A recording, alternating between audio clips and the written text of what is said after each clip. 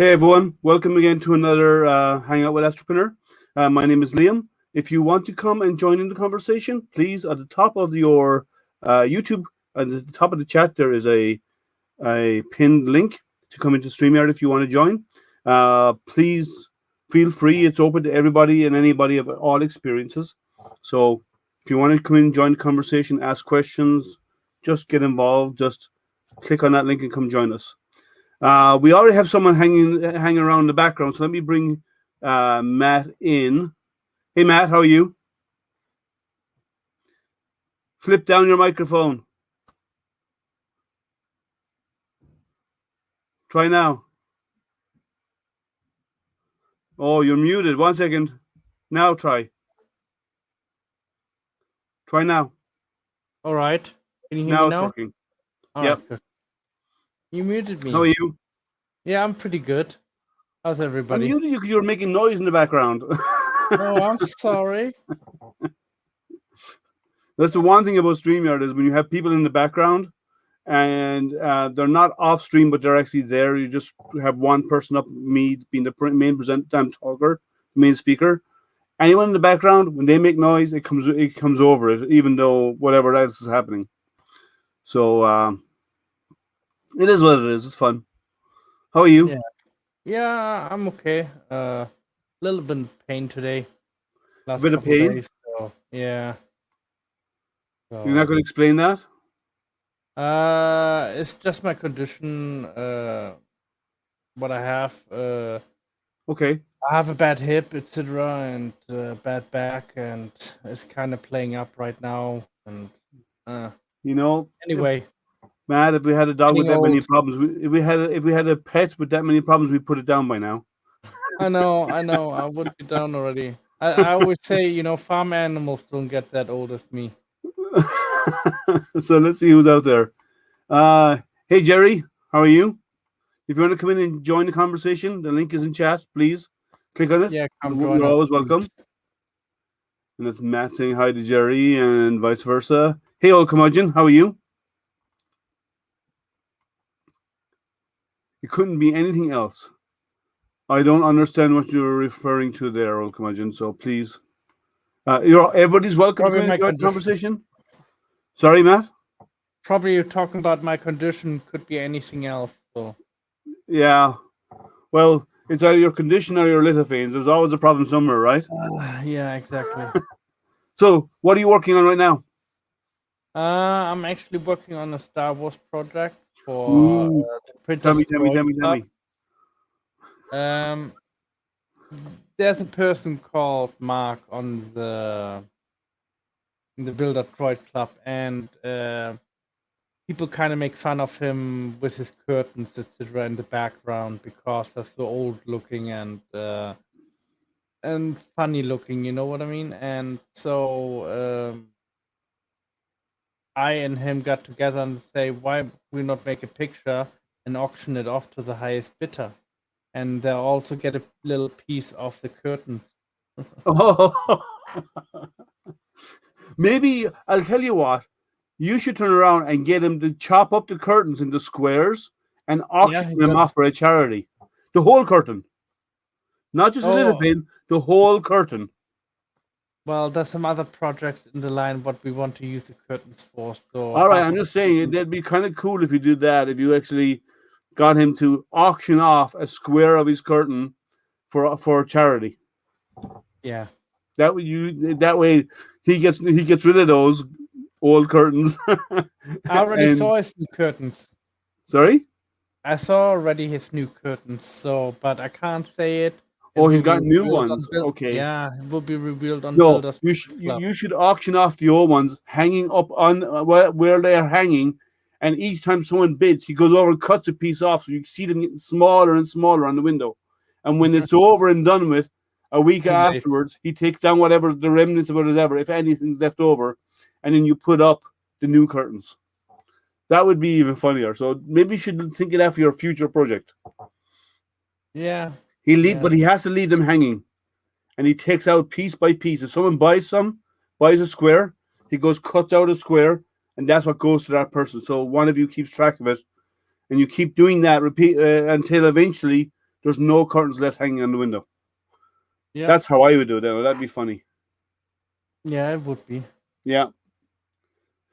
So, Uh, what else you yeah. working on? I've been fixing my printers. I put new hot ends in all of them Okay. because Did you change it to a different hot end, or did you just use a stock again? no, just the stock again because the stock kind of got kind of icky, and also I on two of them I screwed the screw a little bit too tight, so I ABS thread tech. so the threads came out of the hot end, so I had to Oh, replace. so it was the heat block you replaced. Okay. Yeah, Okay, guys, those who are out there, if you want to, the link is in the top of chat on YouTube. There's a link, a StreamYard link up there. Click on that link, and you can come in and join the conversation here on screen with us.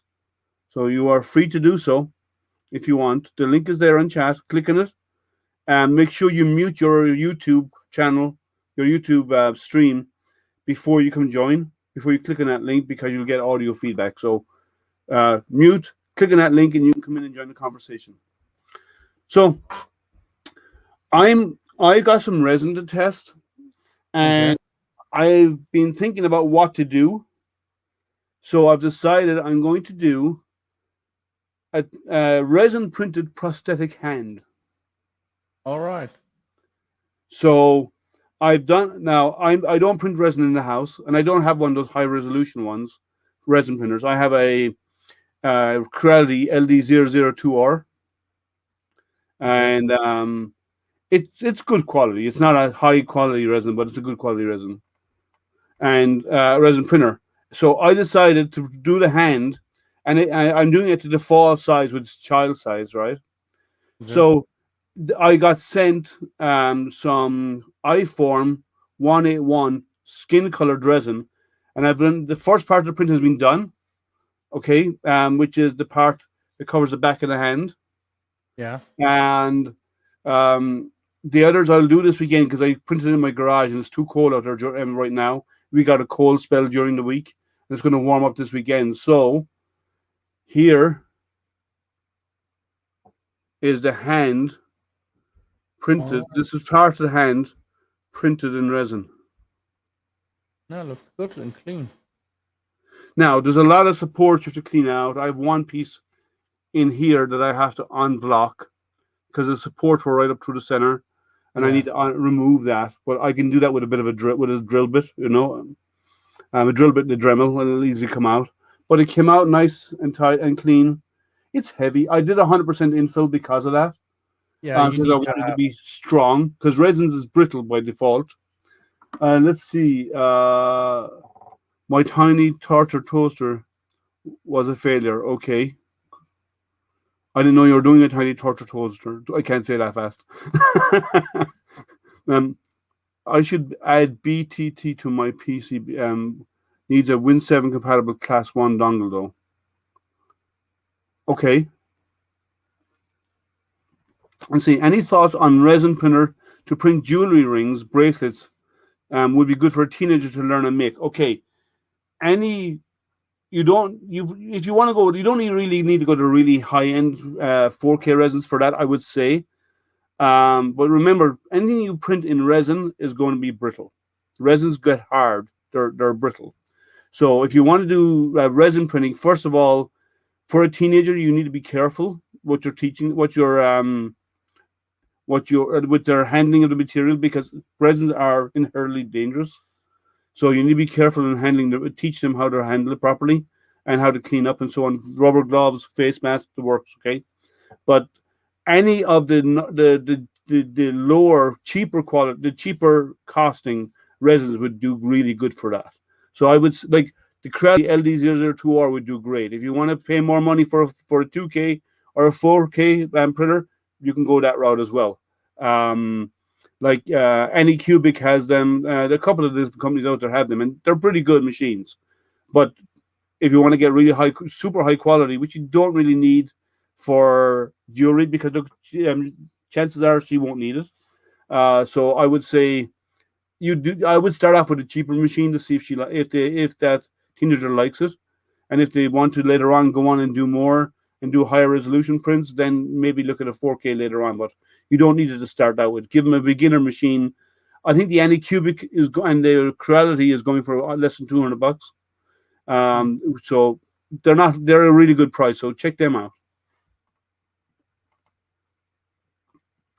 Okay, let's see. Hey, oh, I didn't know Tripod was streaming. I missed that one. Oh yeah, I forgot about that. Tripod What are you doing? Actually, he's doing an unveiling of a printer. Oh, it's the The it's Hornet the printer. What's it called? yeah, Hornet yeah. I think I know the one you're referring to. Bluetooth would make it easier to stream. Well, Bluetooth's got limited speed, so maybe not always. Make resin printing for making molds for casting Artillery jewelry. Hornet. Yes. Oh, it's the Hornet, is it? Yeah, Artillery Hornet. Yeah. The Artillery Hornet. Okay. So using resin printing for printing molds for casting. You could use it as long as you split it, as long as you're going to split the mold and not something that you want to dissolve. Because resin will not dissolve when you pour the molten metal into create a cast.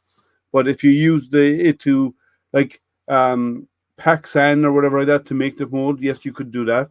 But you might be better off considering using a resin print to make a silicone mold, because silicone is high temp. It'll take like silver and so on, and then you could cast jewelry out of that. Some silicones can accept a lot of high temperatures, so that might be something you might explore instead. But again, a resin printer would be fine detail, and then you create your silicone mold out of that, and then after that you pour your metals into it. Like you can do tin, I believe you can do silver and so on into some of the high end, high temperature silicons. I can't find it right now where he's online. Yeah, there is flexible resins out there. And it's not super flexible. It's somewhat flexible. I'm no resin expert. I do some resin printing. Jerry, who is out there, and Jerry, if you're watching, you can chime in or come in and join the conversation. But Jerry at 3D printing and painting does a whole pile of resin prints. So he'd know more about materials than way better than I will. I'll admit that. FDM, I know inside out. But he is better at resins. He does a lot more resin prints. But there are somewhat flexible resins out there, but none of them are really flexible. They still have a brittle side to them. Whereas FTM, if you go PETG or something like that, you have a bit more give on it. It won't break as easy. Not PLA. PLA is very brittle. But if you're doing casting is the way to go for you get the template out of resin, and then you build your mold out of that, which would be a good way of doing it. Wouldn't you think it would be a good idea to mix the subjects like PLA and resin together and like have first the resin and then the PLA and then put the resin over it and let it harden it so you have the skin color of it? You can do yes, but you need to have lots and lots and lots of coats of resin to get the color.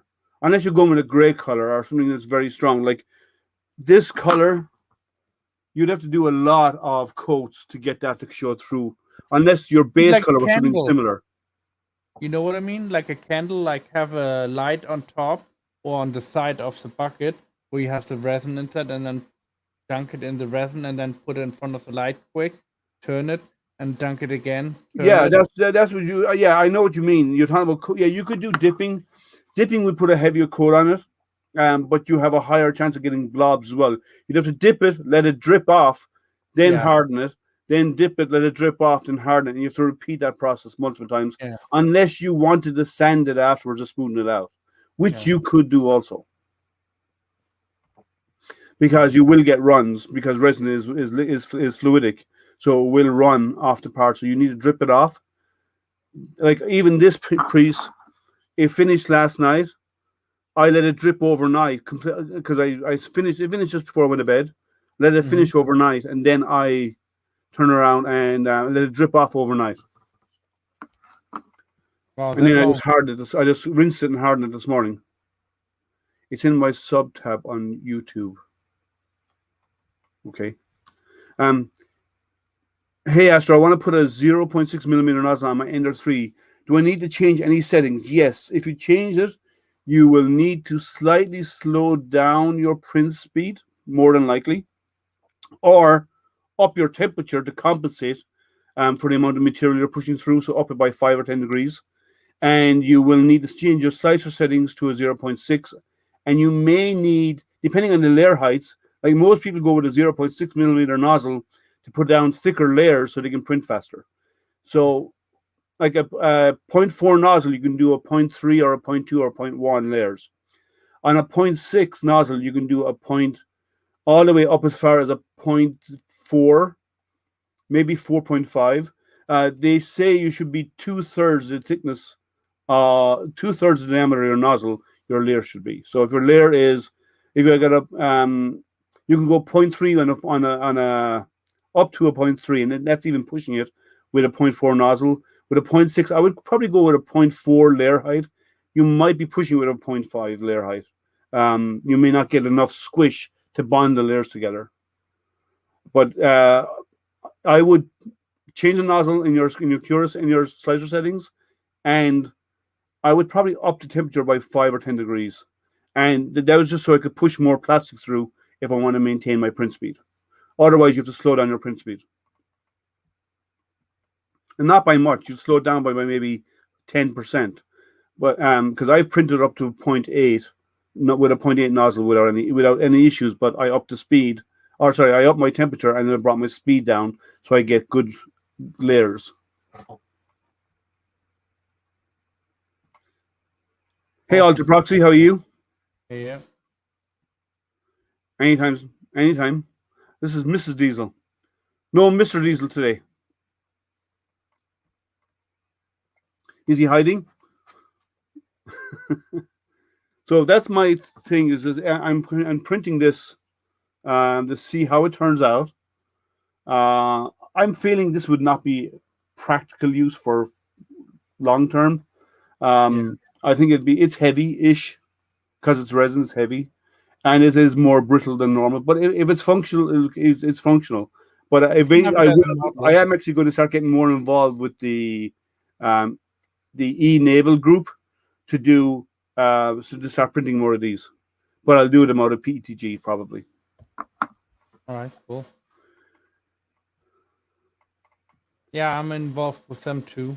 Yeah. With Maria. Yeah, so I was thinking about getting more involved in that. Teaching Tech has a video about finding your max hot end flow rate. There is ways of doing it, I agree, but I find it's not only the flow. Like if you go too fast, you might find the maximum flow rate, but you still might see some under extrusion spots, especially or over extrusion when you slows down and speeds up when you have the deceleration and acceleration of your pod end. So I find it's often better to do some testing and get it. You could do the flow rate, but I would back off a little bit. I'd never run it at that flow rate at that speed. I'd always back it off somewhat. Never run at maximum of anything because you're going to degrade the quality of what you get out of the system. So go to it's like anything else. You find out what the maximum is, back it down a little bit and print at that speed or operate at that speed. Mrs. Diesel is here. We're watching you on TV. Mr. Diesel phones it. Oh, so you're watching on your phone. Okay. How did I fix my wand? Did you break your wand? Sorry, that doesn't sound right. Well, that's the first one I did and came out pretty well. well. Harry Potter. Good. Yeah. It's good detail too. Let me put your big screen 1 second so you can have a look at the details. Yeah, so that's FDM, right? Yeah, FDM. And the other one. It's a 2-part print or a single part? Single part. Actually, this one I broke. I don't know if you can see it. Right there. Right underneath. It's out of focus a little bit. Back it off a little bit there. Right there it is. Right there. Oh, all right. Yeah. Okay. Now, So can I give you? Here's what I would recommend you do with that if you want to print it again, right? And you're not going to like it. What's that? that's actually the housing where I put it in, so it doesn't fall over Well, while no, you printing. don't need to do that because printing something that tall and that thin is a bad idea. Your bed moves. You have inertia that's going to make the part do this. I had Here's no how to problem. solve it. And look You how have to straight print. it came out. You have to print slowly though to do that, right? I did 35 miles an hour. Well, My mistake. I can get you printing that at 50 millimeters, 60 millimeters, All right. and it'll That's be stronger, fast. right? What Bring you it do? into Luben or whatever software you want, Yeah. and slice it in half down the middle, Oh and yeah, then and lay the two put it flat on. sides on the bed and print it. Here's the reason why.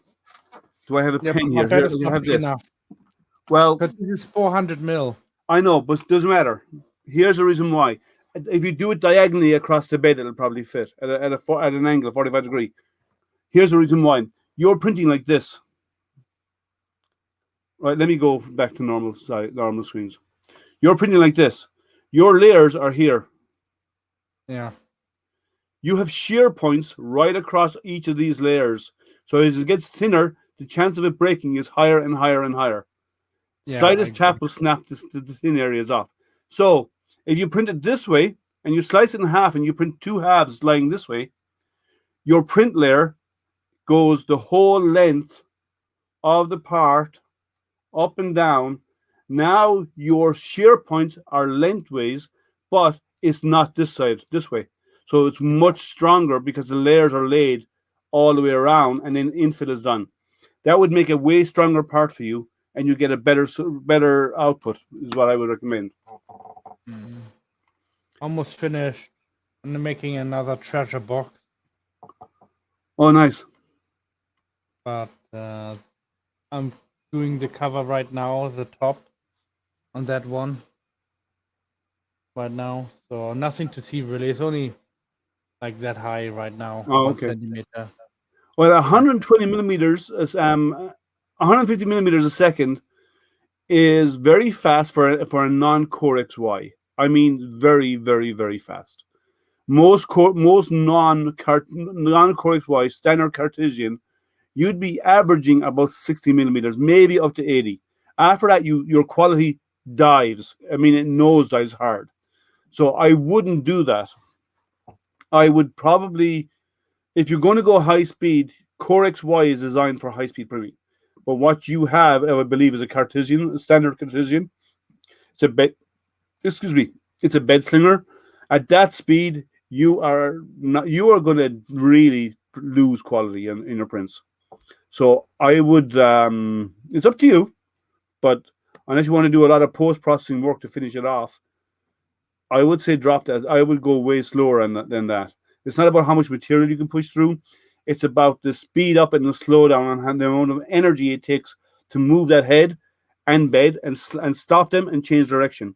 And when you're doing that, you will get inertia takes over. And when a head is moving, it tries to stop it, but it's going to go a little bit further, and that's going to cause bad print quality.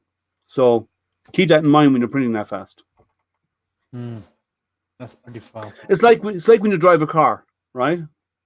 When you're driving, yes, you're going to get a lot of banding layers when you do that. So when you're driving a car and you hit the brakes, the car doesn't stop suddenly because right, it stops slowly, but you keep going, so you lean forward towards the brake, towards the steering wheel, and when you accelerate, the car moves. You don't. You get pushed back into your seat, and you catch up with the speed of the car because you're sitting behind it. You're no longer being pushed into your seat. That's just inertia, right?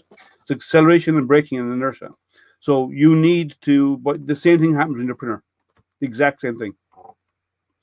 You're going to get bending as the layers build though.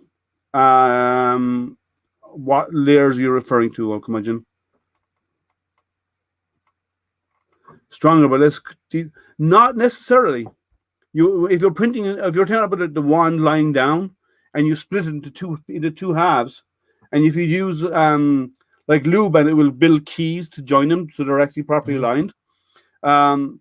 You don't get less quality. You get bending along the length of the part, but you don't get bending. You get your layer lines along the length of the part, but it does make for a stronger part. So it's better to do that and have a stronger outcome, a more durable part, than to go the other route and have a weaker product that when you tap it, it will snap very easily, which probably happen even when you flick it. And kids will, if they get their hands on one, they'll go abracadabra or something like that. It will snap because of the inertia. It's still, when you stop moving, the inertia is still going to make the front trying to move. It eventually will break off. Does that what happened? You tried to do abracadabra. Is that what happened? Come on, No, admit no, it. no, no. No, no, no, no, no, no. I was cleaning it and I actually did. I was on the last bit and then I like snapped it. I was going too rough peeling this stuff off, you know? Oh, right. Well, they see that's why if you do it the other way, you don't need that at all. Yeah. It's not Yeah, needed I do agree. whatsoever. I try it. I have to do anyway another one. So Yeah. So split it in half, lie it 45 degree from corner to corner across your bed. It should fit, and print it that way. You will, and then you have to glue them together, but use the keys from Luban for the two halves. yeah, But you get a much better quality print out of it. yeah, I agree. Um, Yes, you do get I, ringing out of it from that speed. I'm just gonna fix it with a 3D pen. This one and gonna do another one. Well, super glue it first, then 3D print the outside. Oh yeah, that's what Yeah. I did already. Glue it. Just let it dry right now. So Wingardium Leviosa. Yeah. No, he doesn't look like Hermione. Yes, I am a Lord of the I'm not Rings that or pretty. Harry Potter and Lord of the Rings and all those fans. So yeah, that was Matt. Matt was doing Wingardium Leviosa, and that's why it snapped. Yeah, I'll get him to exactly. admit it before the night's out. Yeah, yeah, yeah. All right, I get it over. I admit it. Okay. That's funny. Now you have to do it for us. It shows how it went. I don't know how it went. I forgot. Me no speak no English. Oh, listen to this. You can say it in German. It's okay. I understand. Ja, ja, kein Problem. Wir können Deutsch reden, wenn ihr wollt. I know speaking in German is no problem. No, no. That's funny. So, any other projects you have coming up? Come on, something you can tell us about. Um, really, this week I was all fixing my printer, so I had quite a few downtime, and yeah, so I was This is only available to one picture, and that picture came out bad this is because why you need I more didn't printers. tighten it up. Yeah, exactly. I know. Because when I printers are want to down fix. being repaired, you need more to fill in the gaps while the others are being repaired. Yeah, yeah. I So thought about to get some VTech A3010s in maybe the smaller version of it for smaller prints. that's cool, Chris. Um, An 18th but birthday. I'm kind of falling in love with the A30M right now. So Or the the multiple filament. yeah, yeah, I love that one because I have no under extrusion issues or nothing like that, and it seems to me like if one spool lags a little bit, the other spool compensate for the lag of the other spool. So I Well, do it's 50-50 probably right not now. making up for it in the extruder. What's happening is it because there's two filaments being fed into it's a mixing head you have. It's Yeah, the amount of material in the mixing head is compensating for it is what is happening. yeah. So So I'm that's happy my with it. guess. So yeah, Well, I that's just fun. hope I'm Well, trying to save up some money to buy an A3 printer which too. An A3 printer. An A A3 is little G-Tech? an A no no no no no. A3 is a regular Epson printer, a 2D Oh, printer. oh, you mean a paper printer? Okay. Yeah, yeah, yeah. Because then I can make what I'm looking at an A3 plus because it's run about 31.4 millimeter or centimeters wide Yeah. by 420 millimeters high.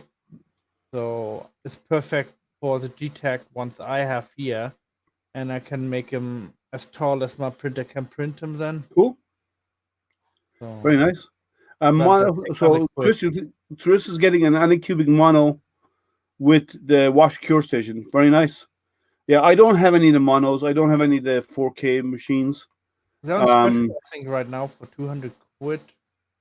The set together, I think. You get that's the standard. That's not the mono. That's not Oh, the 4K monos. all right.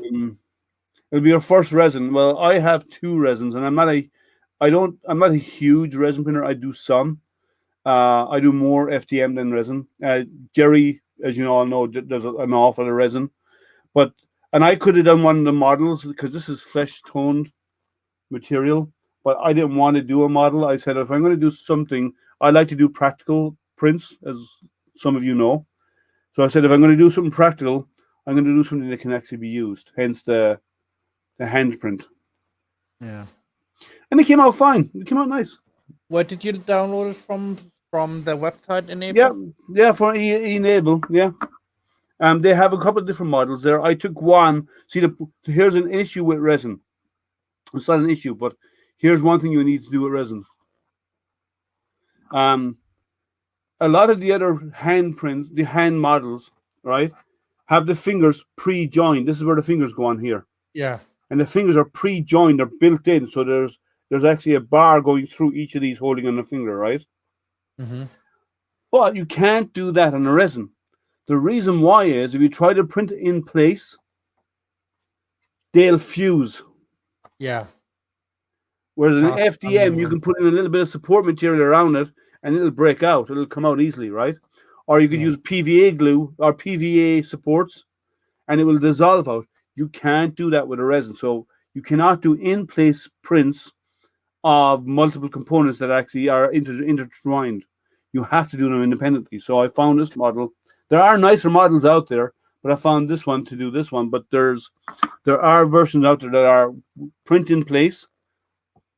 I just came on an idea. Why not have a resin printer what prints dual color?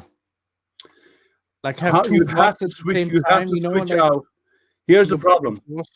You would either have to move the head, which would probably be the easiest way to do it. Yeah. So you'd have a dual Z.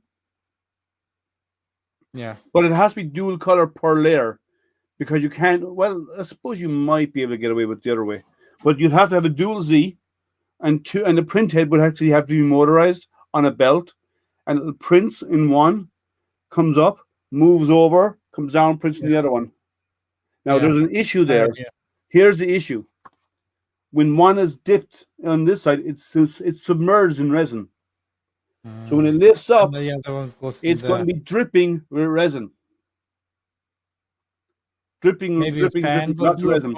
Fan. So you end up mixing it. No, but you end up mixing it in the other side, and that would ruin it. So it's easier if you need to do multiple colors with resin. Is break it up into different components, print them separately, and then put them together at the end. Yeah, I agree. So there's no easy way to do that. That's an idea. When resin isn't so toxic, I might get into it. Resin will always be toxic because of the materials used in resin. It will always be dangerous.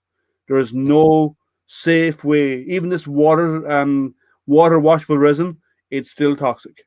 There is no safe way to handle resin without gloving up and without taking the precautions, because you run the risk of it getting in your skin, and if you don't immediately flush it off your skin, you have problems. Like, I wouldn't leave it on your skin for a while. People have gotten really bad rashes, like it's similar to chemical burns on their skin because they weren't wearing the necessary protection. So I think it will always be that way. They might come up with a different material that's not resin, that it can be printed in a similar way with the same quality. That would be different, but it would not use 4 or 5 nanometer. It'd have to be a specialized machine, is my guess. And there are materials out there that can be done at different lightwave frequencies. I saw a printer online, I don't know, a little while ago. It was making little prints out of wax. Yes, there are some wax. There's actually silicone ones out there now as well. I've seen various different things out there for As I said, wax, silicone. Um, there are some new technologies out there for printing like that, and they're FDM style printers is what they are. Yeah, I Um, want to get a chocolate one 3D printer, but I see myself going underneath the hot end and go like, ah, you know, well, the problem with the chocolate ones would be really interesting for someone who has a business, yeah, cake business. um, because then you could 3D print chocolate in any shape. They can come up with an image, a design, and you can print it, right? Yeah, The issue with the 3D printed chocolate is you have to the chamber. It's basically a syringe, right? And there's two ways: you either push down, or you have a motor that turns, and it's a screw drive, and actually pushes down the material, right? And and you you'd have to need to read have. before you pour it into the cup, because I saw several different designs of Mhm. chocolate printers. One had like a round bowl on top, and there was like heating coil around it. Yeah. And inside there was also water inside, where a glass bowl was sitting in, and the glass bowl had a hole on the bottom and going through the bottom into the extruder. And that seemed to Well, be the pretty glass bowl is well, no, because you Fortismith can't have it and too hot chocolate because otherwise it burns or it correct. gets That's why you use the water. yeah. Wait 1 second. Fortismith and the other stuff Jerry does, which resin will be perfect. I think Jerry uses. Do you remember the name of the stuff that Jerry uses? I think does he use Soriatec? I think he uses Soriatec resin and he loves it. Talk with ping Jerry, but I think it is Soriatec, or talk with him on. Normally has a hangout Friday or Saturday. Talk with him there, but I think it's Soriatec is what he likes. He uses it a lot, and I'm not sure if I think he has the 4K, the 2K mono. So ask him as well about the printer, the good and bad points of that printer because I think he has one of those. Yeah, it rings a bell with me as well. That's why I'm thinking Soriatec. I think he uses Soriatec. And it's good for models like that. He does 100% on exterior limbs like hands and legs, and then he hollows out larger structures like body and so on. And but the base, he always FDM prints the base. He doesn't resin print the bases for the stands. We should talk to him beforehand before you get yours to get his input on it, because I know he has multiple printers. I'm not sure if he has one of those is the printer he has, but it might be. So I would ask him beforehand before making the purchase. It's always good to ask for info before you buy, because if you ask for info after you buy, then you may have buyer's remorse. So it's better to ask first. Guys, remember you can come in and join the conversation. It's there. The link is in the top of your YouTube. There's a StreamYard link pinned to the very top. So it's open to everybody and anybody who wants to come in and join the conversation. So please feel free. So what's the next what's your next project, Matt? Uh, Actually, I can hold it on. I can pull it up on my computer screen and then I turn the camera around. Or you It's can a share really the nice computer screen. picture. No, it's on the other laptop, you see. Oh, So, because I have my new setup. I'm getting missing spot on my infill. What am I doing wrong? Daniel, what material are you printing? See, What type of filament? And what speeds? oops, that's the wrong picture. Oh, he's a mono. Yeah, okay.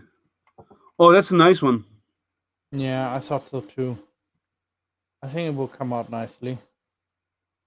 And then I have this one is in the process of making right now. That one will be Zoom. I nice. can't see Yes. that small. You have to zoom in. Yeah, Oh, snail. Okay. yeah, snail and a mushroom. I think that this picture looks beautiful. So Okay, it does. Yeah. Okay. If you're getting gaps in your infill, it could be your infill speed is set too high. because if the head is printing so fast, it can't extrude enough material fast enough to actually to drop it in, to make it stick. So slow down your infill speed. And what I like to do is I like to up the infill extrusion rate from 100 to, like, if I'm normally putting it at 100%, I will up my infill rate to about 120%, because it actually pushes out more material, and therefore then you get a better infill rate, especially when it comes to PETG. I often find that I don't have those issues with PLA, but with PETG I do, and I up my infill. I slow down my infill speed, and I up my extrusion rate for my infill. Well, if you're doing 120, that's fast for infill. I would slow it down, definitely. I would probably I would you could try. That's fast. That's very fast. I would probably drop my speed. You'll probably find you're getting better infill layers. And if that doesn't do it enough, like if you want to come down to maybe 100 or maybe even 80, and if you find that's still not doing it, up your flow rate, your extrusion rate.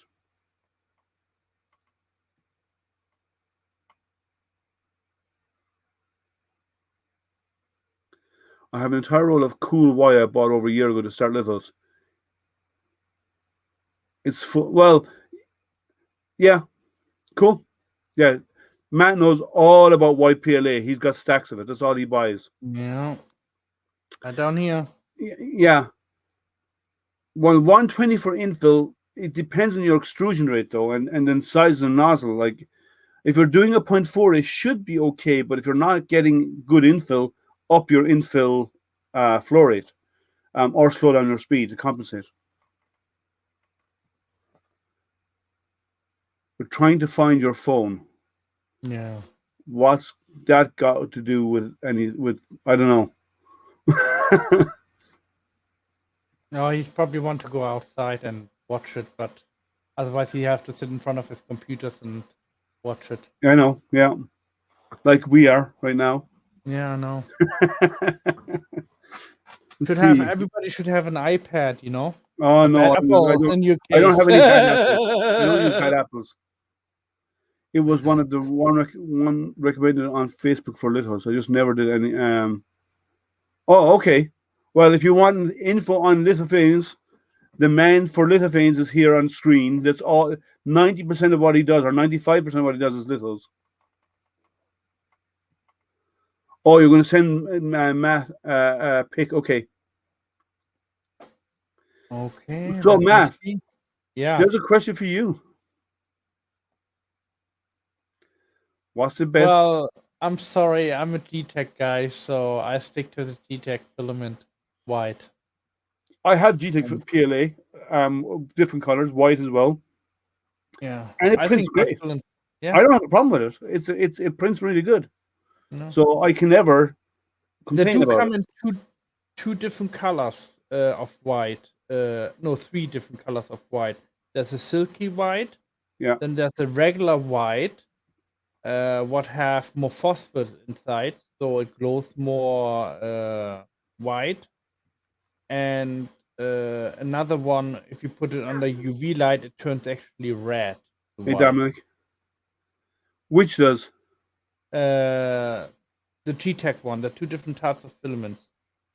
There are 2 different types of white main filaments, what they use.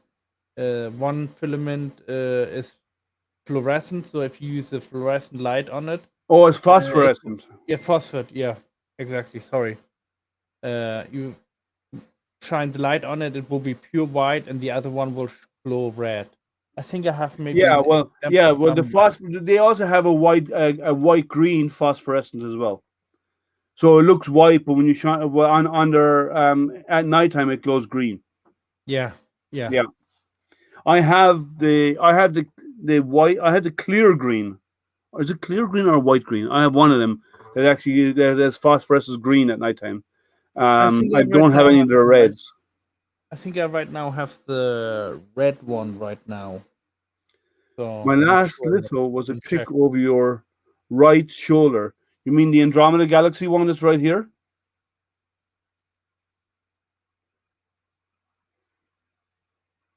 Probably. Where did you get your picture of Andromeda?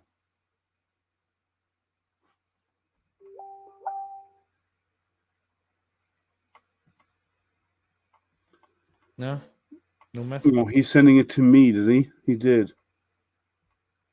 Oh yeah, he sent me the two in this Yeah, moment. I'm just going to quickly. Yeah, he's not. He's getting slight under extrusion because of. That's 10% infill, maybe. Yeah, the infill is very, very low, and he's not. It's printing way too fast. Yeah, you're Wolf. going way too fast on that one. Definitely. And it's only in one direction is why yours. The others seem to be okay, but and okay, correct. It's Andromeda.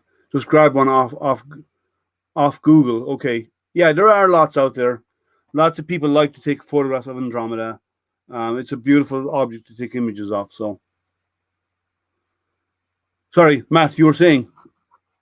Yeah, I think I have plenty of red filament left of this red white filament, but I have to check it because my UV light ran up.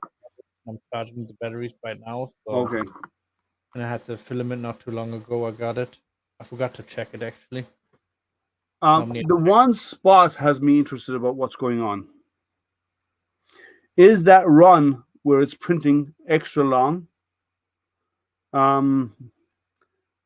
That's a weird one. That you're only getting the under extrusion on one line that it's drawing. I'm wondering, is there something kinking your PTFE tubing, causing some kind of strain on it? That's causing the slight. There could be under extrusion happening there. So I would look into that to make sure that there's nothing twisting or binding on the PTFE, because it's weird that it's only happening in one direction. And if everything else prints okay, then there's something causing it, something in during that maneuver that's causing it to get jammed in some way, because it is a lot.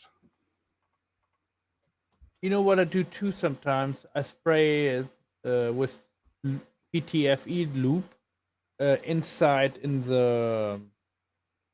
um, in the PTFE tube. I spray it in, and then I let That's okay. I've never done that. I it, trust me, it slips like really easily through. Then even if there's a little kink inside, it will slip through the PLA or whatever you're using. Yeah, I agree, Old That's why you told him to slow it down. Well, you shouldn't have to, because the tube is PTFE, so you shouldn't have to add PTFE to make it already slick. It should be doing that naturally. Now, in saying that, the white stock PTFE that comes with printers is, how am I going to put this diplomatically? It's crap, right? It's really bad. It's not good quality PTFE tubing. That's why I use it.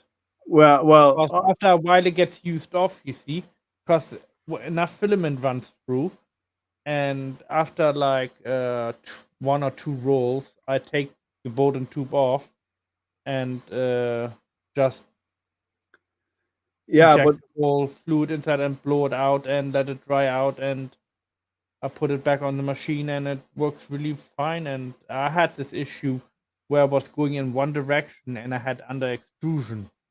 That's what Daniel's experiencing. Yeah, and once I put the PTFE loop in, it solved my problem. But that's what I was thinking. There's something causing stress on the Bowden tube. It's bending it in a shape that's making it hard to push the material through. So, and I really do not like the white stock PTFE. When I get a printer and it has that white stock PTFE, first thing I do is take that off the printer and put in some Capricorn tubing on it. And then there's no question about that it's going to work, right? Um, I don't like the stock. The stock diameter inside the stock has so much play inside it that the material moves around. It has flex. It's not kept perfectly straight. It can actually bend a little bit, and that's bad. That's bad for attractions. That's bad for pushing material. Um, which is why I always replace with a. I use the Capricorn XS myself because the diameter of the XS is really small and it's very very close to. It's slightly bigger than if you get 1.75. I think the XS is 1.85 millimeters diameter, so there's not a lot of play, and that means you can even push flexible materials through them somewhat. Well, Curmudgeon agrees with me. Stock PTFE is crap. Okay. Also been printing those little things on recommendation of Daniel. Oh, for holding the tubing and the cables? Yeah. It works actually pretty well. I put on each machine one on. And Yeah, that's what we're referring to, Dominic, that we think it's something's twisting the tube in a way that they can't push the material through properly, which is causing the flow issue. he uses those things, so he might have the problem with one of those causing it. Possibly. If it's bending the tube. Yeah, I mean, Or if it's squeezing tight, the tube. yeah. Because sometimes they do come with little imperfection inside, and when you put the tube inside, it would probably kink it. Possible. What printer is this, Daniel? If they say the maximum is 180 millimeters per second, is this a Core XY? If it is, if it's not a Core XY and they're claiming, or if it's not a one of the new higher end Delta printers, then saying its maximum is 180 is like saying, like, your car can do 260 miles per hour, but you never drive it at that speed. So no matter what they say is a maximum, you never move at that speed.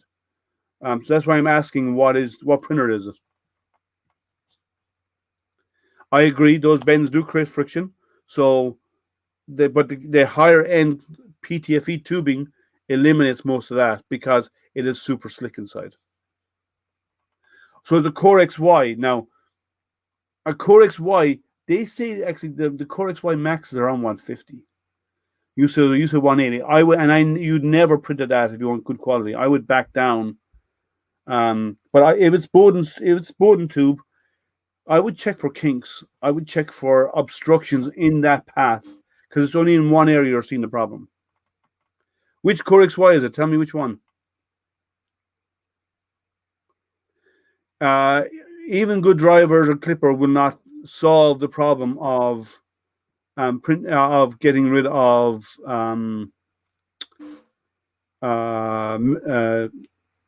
what's it called, ringing and stuff at that high speed. Can you print it? Yeah. Will you lose quality? Yes. Do never, ever, ever, ever, ever oil your tubing. No. If it's I've heard of people putting oil into the hot end. It's called seasoning the hot end, and I've heard a lot of pros and a lot of cons of it. But never ever oil if you're doing a Bowden tube ever, because if you're using Bowden, the oil will actually absorb dust and everything else and gets from the material. It'll build up, it will clog and cause you the world of problems. Oiling is an old archaic system for when they didn't use high-end PTFE tubing to try and make it more slick, and it meant changing the tubing more often. Oiling, I think I'm really against oiling. Yeah. You don't have to do it. Funny smell. Also, 20 years ago, oiling had a purpose. Today, you do not need to oil, so I'm very against it. It should be able to go up to 150, but if you're getting kinks that's obstructing the flow of the filament, you're going to hit issues on the feed rate into the down to your nozzle, right? On a direct drive, you don't have that, but Core XYs are rarely direct drive, right? They're normally Bowden style. So it's an E6. Clipper has resonance algorithm. Yeah, but algorithms don't compensate for everything, right? They can only Algorithms are only as good as the person who writes them. And the moment you make changes to anything in the printer, those algorithms are gone. It helps. It doesn't eliminate the problem. So algorithms can assist. They're not a solution. They're not the be all and end all solution to everything. I've never oiled my micros. I've never oiled any of my printers, and they all print perfect. Every single one of my printers, they've never been oiled. Microsystems are not. I never use oiling. I've heard a lot of debate about it over the years. Some people say it's great. Some people say it's terrible. And if you go back, as I said, 20 years ago, oiling made sense. 15 years ago, oiling made sense. In the last 10 years, oiling makes no sense. So I wouldn't do it. Personal opinion. You can do what you want. It's your equipment, but it would ruin the PTFE. I see this. What I see is it causes problems with the PTFE. First of all, because certain oils can actually break down the PTFE, cause problems with it chemically. Then you have dust buildup that will actually get stuck in the oil and cause more extrusion issues because you're going to get dust and debris building up inside the tube. You'd have to replace the tube more often if it's Bowden style, and there is no real benefits for doing it. A lot of people used to. We don't do that anymore. We do. I don't see it personally. I don't see a need for it. Have you ever oiled any of your printers? Mm-mm. You've never used an oiling cap, a sponge to oil the filament? No. Yeah, because you're going to affect the material as well. You must remember when you have oil with your material and that hits the hot end, that oil gets mixed with your material and comes out because oil burns at such a high temperature. 200 degrees is just going to blend it into your material. So you're actually adding oil to your printed parts. Actually, you're gonna have little mush parts, I believe. Sorry? You're gonna have like little bubbles inside where then the liquid You goes might. out. You might get bubbles. You might also get weakened parts because the oil mixing with the PLA or whatever you're printing with could actually soften it a little bit. So you're actually doing yourself a disservice by doing it. I heard somebody called it French frying your printer. I never heard we can call it that, but I've heard of. I know oiling, and I know. I've seen recent streams from some guys. They say that to do oiling, and I cringe the moment I hear that. Yeah, me too. I mean, even I know that it's not good and it will cause a lot of trouble. Just imagine, even if oil gets, it works fine in the beginning, let's say, and then after a while, oil will be just like this residue what you find in your kitchen when you cook your steak or whatever, and you have those little oil splash marks on the wall sometimes, and then they get kind of like the stickiness. You know what I mean? Yeah, that's what I'm saying. It will build up in your hot end Yeah. and cause Yeah. problems. So Oh. I'm not a fan, obviously. No. I don't see a need for it. Extra virgin olive oil is actually bad. Yeah. Here's why. It's even worse to use extra virgin. It might improve the taste of your material. I agree. It might improve the taste of your PLA if you're going to eat your PLA, which I do not recommend because it'll kill you. No. But and actually oiling with an extra virgin olive oil is freshly pressed. Just I know this is a joke, but I want to go down there anyway. Extra virgin olive oil is freshly pressed, so they don't filter it multiple times. So you actually have some plant material in the oil other than just the oil, right? And I know this because I use extra virgin olive oil in one of my experiments that I do, a science one, where I can actually make the extra virgin olive oil glow orange with a laser, even though the oil is clear. When you shine a laser through a high energy laser, like through olive oil, it won't work in normal olive oil, but if you use extra virgin, it will work because the energy from the laser hits the plant material in the extra virgin olive oil, and that actually absorbs a little bit as heat, and then the light giving off, even though there's green laser light going in, the beam turns and glows orange while it's passing through the oil because of the energy transfer. That's nerd moment, by the way. So geek moment. So, but that's what happened. So that's what happened, and that's called phosphorescence. So it will get rancid. Well, it probably will get rancid in the Bowden tube. It Yeah. probably won't get rancid in the hot end, in the heat break, and in the heat exchanger. It will probably go bad, and it will cause issues there. But in nozzle, it will just get burnt and melted and mixed into your material as you print, and that's never good. You can actually, depending on how much oil you use, you could end up with layer adhesion problems because what's being printed out has got oil, and the oil will not, and they won't stick together. So, yes, I forgot my nerd alert That's warning what I sticker. use. Yeah, I use PTFE, but I use it on my rails and stuff to make it Yeah, me move too. better. I don't use it on my. I never spray down into the Bowden tube. Never had to.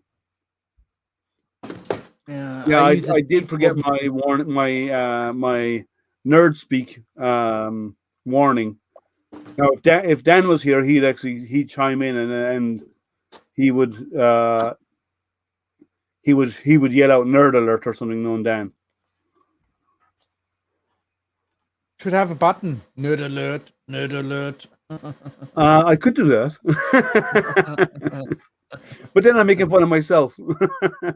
Oh wait, no, Why I not? always do that. Okay. The best way to make fun of comedians make fun of themselves. That's why they're Well, comedians. I always make fun of myself. You know, I find self-deprecation is fun. It's funny for me, and I can't make fun of somebody else if I can't make fun of myself. So I can make olive fun oil of glows on the UV for the same reason what I just explained.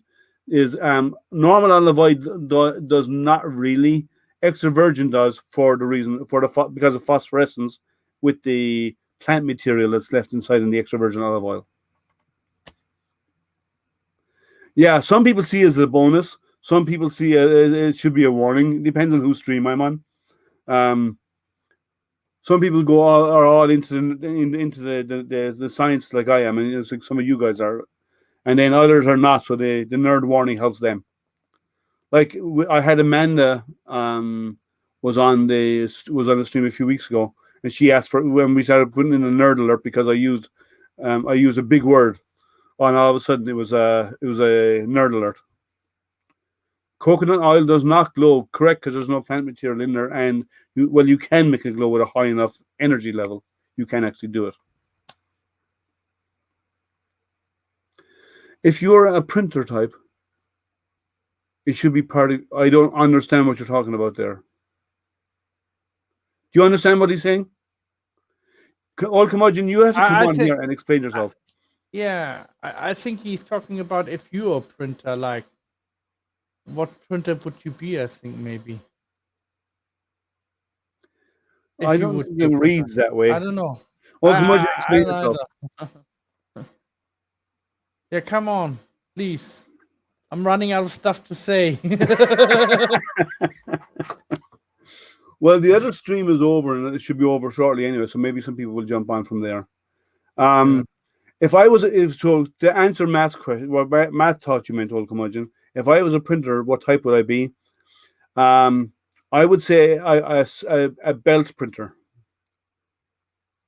and there's a reason why. If anybody who's been on here for a while knows this, I'm going to use a big word I use with Amanda, and it got the nerd alert, right? I'm gregarious. I'm chatty, you know. And when I get on a topic, I keep going on forever. So I'm like the bell printer. I'll keep going and printing forever. So if I was a bell printer, if I was a printer, I'd be a bell printer because when you start me, I just keep going forever. How does that sound? Sound about right? I hope so. You're not saying anything. Matt is staying out of the conversation under the grounds he might get in trouble. So, did you explain yourself, Old Curmudgeon? I'm still waiting on that. He's probably writing a list this big now. Maybe. Yeah. Probably that's okay. I don't care. Oh, Here you go. Speak of the devil. sorry. I said, speak of the devil. Just came through the message. Old Oh, he customer. did. Let's see what he says. When I got into printing, I had this grand illusion that it took an engineering mindset to want to get into it and fiddle. It does, yeah. It doesn't. Anybody can get into 3D printing. You don't have to have a creative mind. You can use it for whatever thing.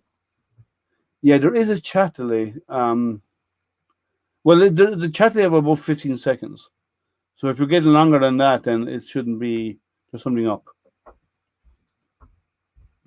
The best thing about a belt printer is that your spaghetti ends up on the floor instead of wrapped around your hot end. Maybe, but if you got really thin layers of spaghetti, that could actually get pulled around and stick to the bed and come around and get printed on again and again and again until it eventually builds up. So you may end up having strings of spaghetti wrapped around your print surface if it sticks at all. Hey Gary, how are you?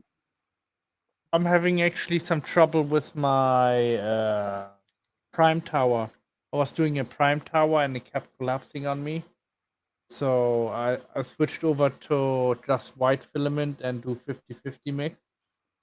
So I hope once this one is finished, I change out the roll and try it again with different settings. Why are you using a? Oh, you're on your dual extruder. Yeah, dual extruder. On Okay. the A to the M. Yeah, you need a prime tower because you're changing material. Well, yes and no. Because what I want to make is basically make the borders in a different color. Yeah. And the inside white. I thought you were printing the border separately. Yeah. No, I want to have it both together mixed. Okay. Well, that's a lot of wasted material, though. Prime towers waste so much material.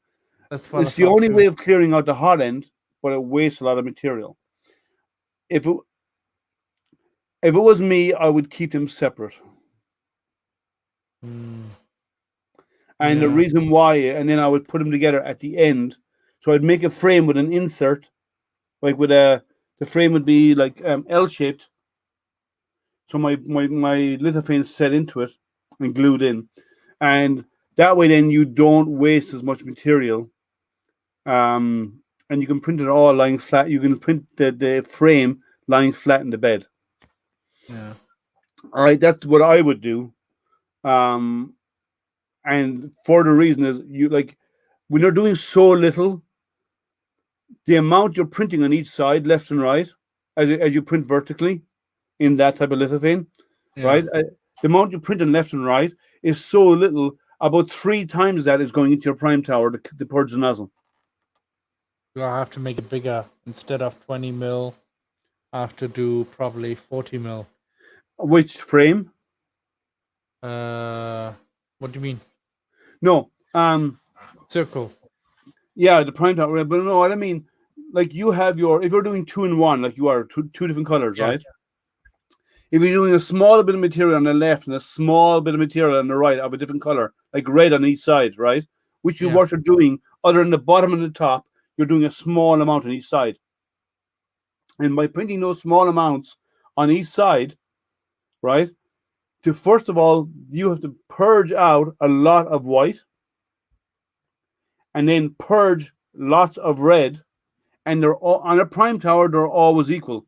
So whatever you're doing to purge out the white, you purge the red again to prime the red. And then when you go back to change over, you purge out the red again and then bring in more white. Okay, so you're actually purging for each change, you're purging 4 times, right? 2 going out, 2 coming in, right? And the issue with that is the amount of material you are printing on the left and the right side in red is actually what goes into the purge tower is probably 3 or 4 times the material than what you're printing for the frame. Yeah. So that's one of the reasons I rethought about it and we think about to do the prime tower in a different way and probably do regular ornaments with it. Yeah, no But, problem, Curmudgeon. If anyone wants to jump on, the link is pinned to the top of chat. Go to the top of chat. You can click on the StreamYard link. You can come join. I have seen the new palette. 8 colors. That's cool. It's a lot of configuration, but it's really cool that you can do that. And they're expensive units. almost finished too my picture. I said 98%. I would agree with you there on Ultimagen, and IDEX wouldn't make a difference on it. Because we'd have little to no purging. So that would be the right way to go. And that's how I would do it. I do it on the IDEX. Or in the case, because he doesn't have an IDEX, I would just print the red frames make a frame, print it independently, and then put them together later on. So she's already late for bed, then you should get her to bed. Actually, GTEC, I think, is coming out with an IDEX printer, maybe. So is Soval. Soval is having the SVO4, which is an IDEX printer. I reached out to them to give them some advice and offer to be helpful to look over the design, and they haven't got back to me because I have IDEX printers. I know a lot about how IDEX works, and I've offered to be of assistance to make sure the machine is good, and they haven't taken me up on the offer. So it's their choice. I offer to be helpful. I said, if you send me the CAD files, I will look over your design and give you some suggestions, but no response.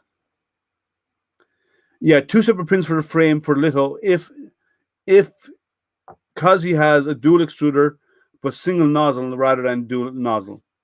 Now we have 2 separate print heads. Some of them are side by side. Some of them are like IDEX. Then there's ways around it. You can do it in other ways, but with a single extruder, you have to purge, and so separately is probably the less wasteful way of going about it. Yeah, right now I'm using the same color on it, white. Well, yeah. The olds, you can't lead a horse to water. I would, yes, but I have dealt with some companies who are open to listening and open to discussing and getting feedback and getting input, and some companies are not so open to doing so. So some let's be honest, right? GTEC are never open to listening to input. The staff are, the company isn't, right? And there's and I'm calling them out because they are probably one of the most difficult to deal with. I've dealt with others that are difficult. They refuse to deal with people. They refuse to take your input on anything. I'm happy to say that because they've been impossible to get to deal with them. They've been really, really difficult, right? They don't even want to talk to us. There's other companies out there. If you go and offer suggestions, I have another company I'm dealing with right now. They're doing a machine type that I know a lot about, so I reached out to them. They're listening to my input on what to and not to turn on in their firmware.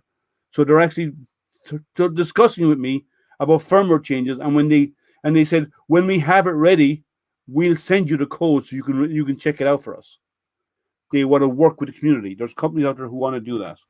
That's fantastic. I think more and more printer companies can do that. You should do that. I deal with a couple of companies who do on a regular basis. Other companies are not so open, and some are downright no, hell no, we're not telling you anything. We don't even tell our staff. Why would we tell you type of stuff? So when you come across people like that, you can't do. We offer our help, and they're not going to listen. It's up to them, you know. Color bleeding in a multicolor print is not a problem as long as you have no oozing.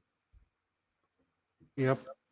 And there's a way around that. If you have, if you think they're going to run into a bleeding issue, what you would do is you pick the colors you want to print for, obviously the order correctly. But secondly, there is an ooze wall you can put around your print, which is 1 layer wide, or you can do 2 layers. 2 passes wide, and it basically surrounds your print as you print up. And what happens is when the nozzle comes in, it actually passes over this, and this picks up any ooze before it goes straight to print in the right area. So there's ways around that. White is the hard one to switch to. It is. You have to purge a lot of material to switch to from any other color back to white. It is a hard one. Going the other way is easier. On a 5-day print, I would say run about a half a day longer. A half day, maybe a little bit more, depending on the print. Yeah. It's all down to the amount of material you have to purge per layer. And that's down to trial and error to learn what gives a clean purge. And an average clean purge is what? 30 millimeters of material? I'm not sure. You should check your slicer settings. It's probably 20 to 30 millimeters is what it purges. And it is what you have to do per piece. So that's a lot.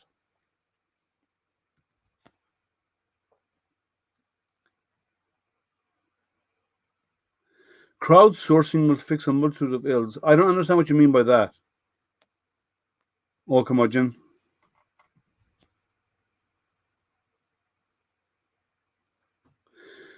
But purge towers are printed at the same speed as your normal print in most cases. Some slicers allow you to make changes to that, some do not. But it's not about being quick and dirty. It's about cleaning out the nozzle before you're ready to print the next one. So either way, you not only and what helps is having the purge tower as close as you can to your print. Don't have it in the far corner, stuck out of the way in the middle of nowhere. If you're printing here, put your purge tower right here beside it.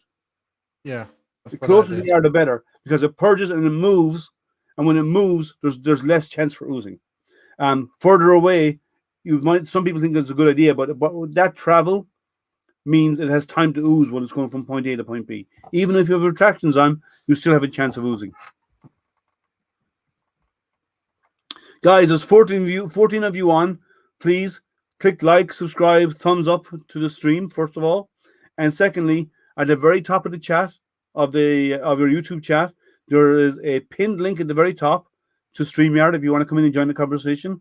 Just mute your YouTube link, your YouTube feed first, and then click on that link, because otherwise we'll get audio feedback. But please, everybody is welcome to come join us.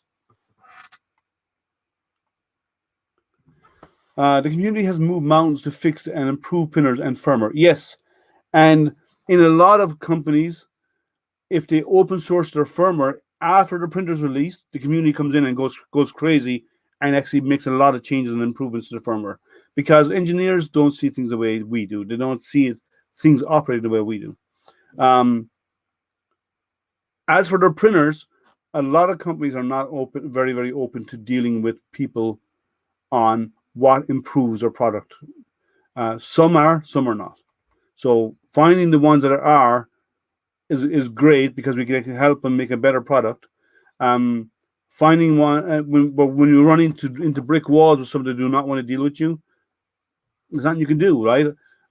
There's some companies I work with on a regular basis. There's some companies that will refuse to work with anybody because they don't want to talk about what's coming up. There's actually, I don't know what slicer it is. Instead of printing a purge tower, it actually prints a duplicate design or another STL file. Yes. Yeah, you can actually do, well, you can do, when you normally do a copy of the same thing on the other side of the bed, opposite colors. Yeah. And that's a way of that's another way of purging too. It'll become a multiple colored print if you want to do that.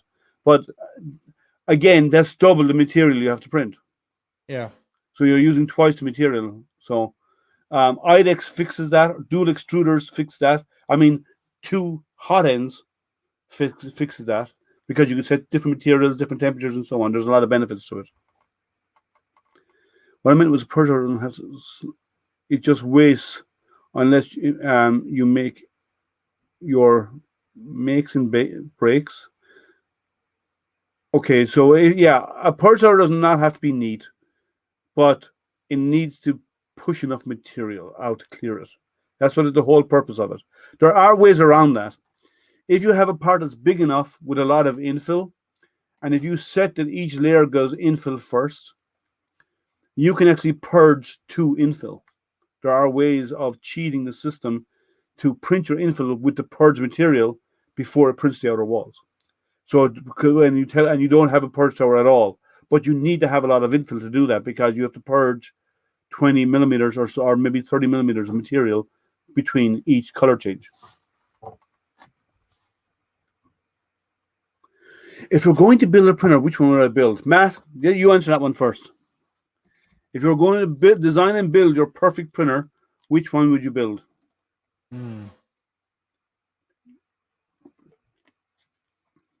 Actually, I would have not a bat slinger. I would have a XY. A Z dropper? Yeah, yeah, and maybe a big as 1 meter by 1 meter by 1 meter. I would tend to agree with you, except one difference. Core The size. XY, yes. I would not move my bed. I would do a Voron style printer, and I would move my XY up on Z, Yeah, and I'd leave my bed stationary. similar to the Me Creator 2. I would build it. The which one? Me Creator 2 from GTech. You know, it's also have a single Z rod in the back, goes up and down the bed, and then you have X and Y moving. No. sideways. In mine, the bed would not move. The bed would No, be on the mine, bottom, permanently on the bottom, never Alright, never that's moving, and my X and Y would actually move yeah. up to move to Alright. Z. That But way, don't you need? you're moving less mass. Yeah, but don't gravity help? No, because when you do retractions or when you do Z hops, your bed drops down and goes up again. Oh yeah, It's a yeah. lot of mass. Thought about So if you're yeah, moving just the XY carriage up and down in Z, like thought the about that. Voron style, then you have your X and Y moves in as a core XY, but that then moves up and down on to do your Z height. That way, then your bed is 100% stationary. Yeah, I'm not that far yet building my own printer yet. So maybe another year or so before I start doing that. Yeah, there is a lot of engineers. It's not the engineers don't see eye to eye with the community. It's the company doesn't want to get outside input on what they're doing, or companies do not want to give you access to their project managers that are in the background or their engineers, or companies say, I don't want your input because all of our designs um, are intellectual property and they're private, and they don't want to share them with you. They don't want to deal with you.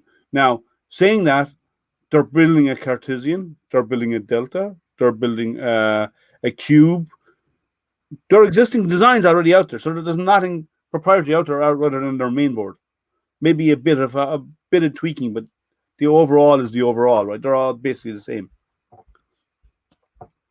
Oh, Dunham Dev, I want a big Core XY for my next 400 cubed or so stationary bed. Well, that way then you'd go with a Voron with a stationary bed. The Voron design will do that. And there are plans out there so you can build it yourself. Made a thing from this purge blocks not long ago. Yeah, you I'll be can. right back. Okay, Give me a minute. sure, yeah, no problem. And it's going to go through these Q&A. Purge infill, yes, it does save a lot of material. I must be a little bit behind. Matt has been watching Ivan too much. Ivan whom? What about a Hovert?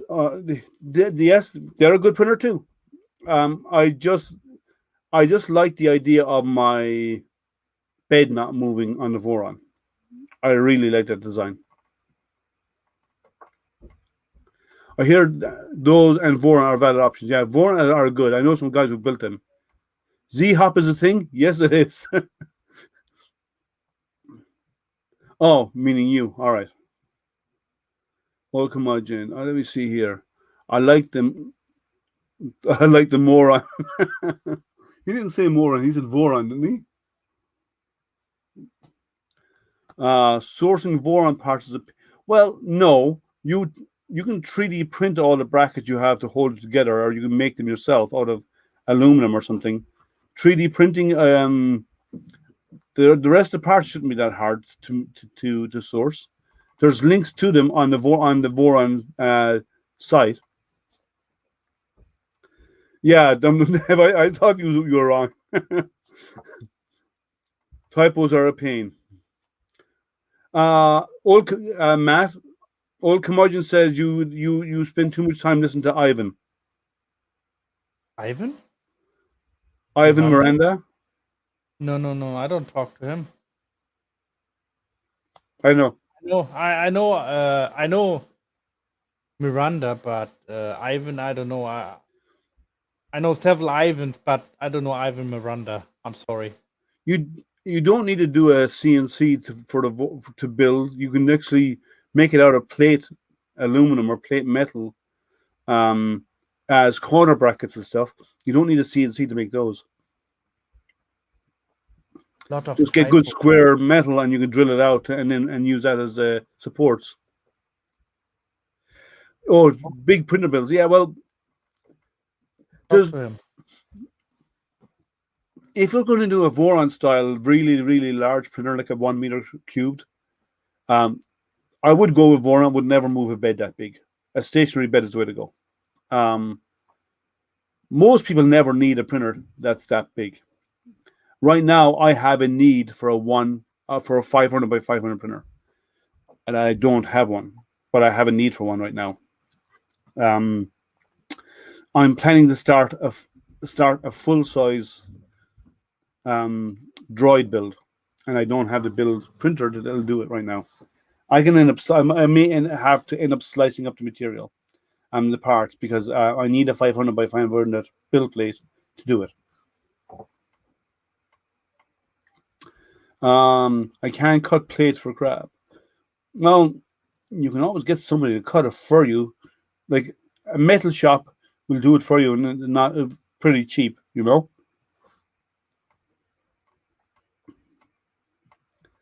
You know what I thought about? I thought about also do an R2D2 unit, but I thought about to do a metal skeleton and then mostly have everything open and then cover it in lithophane pictures.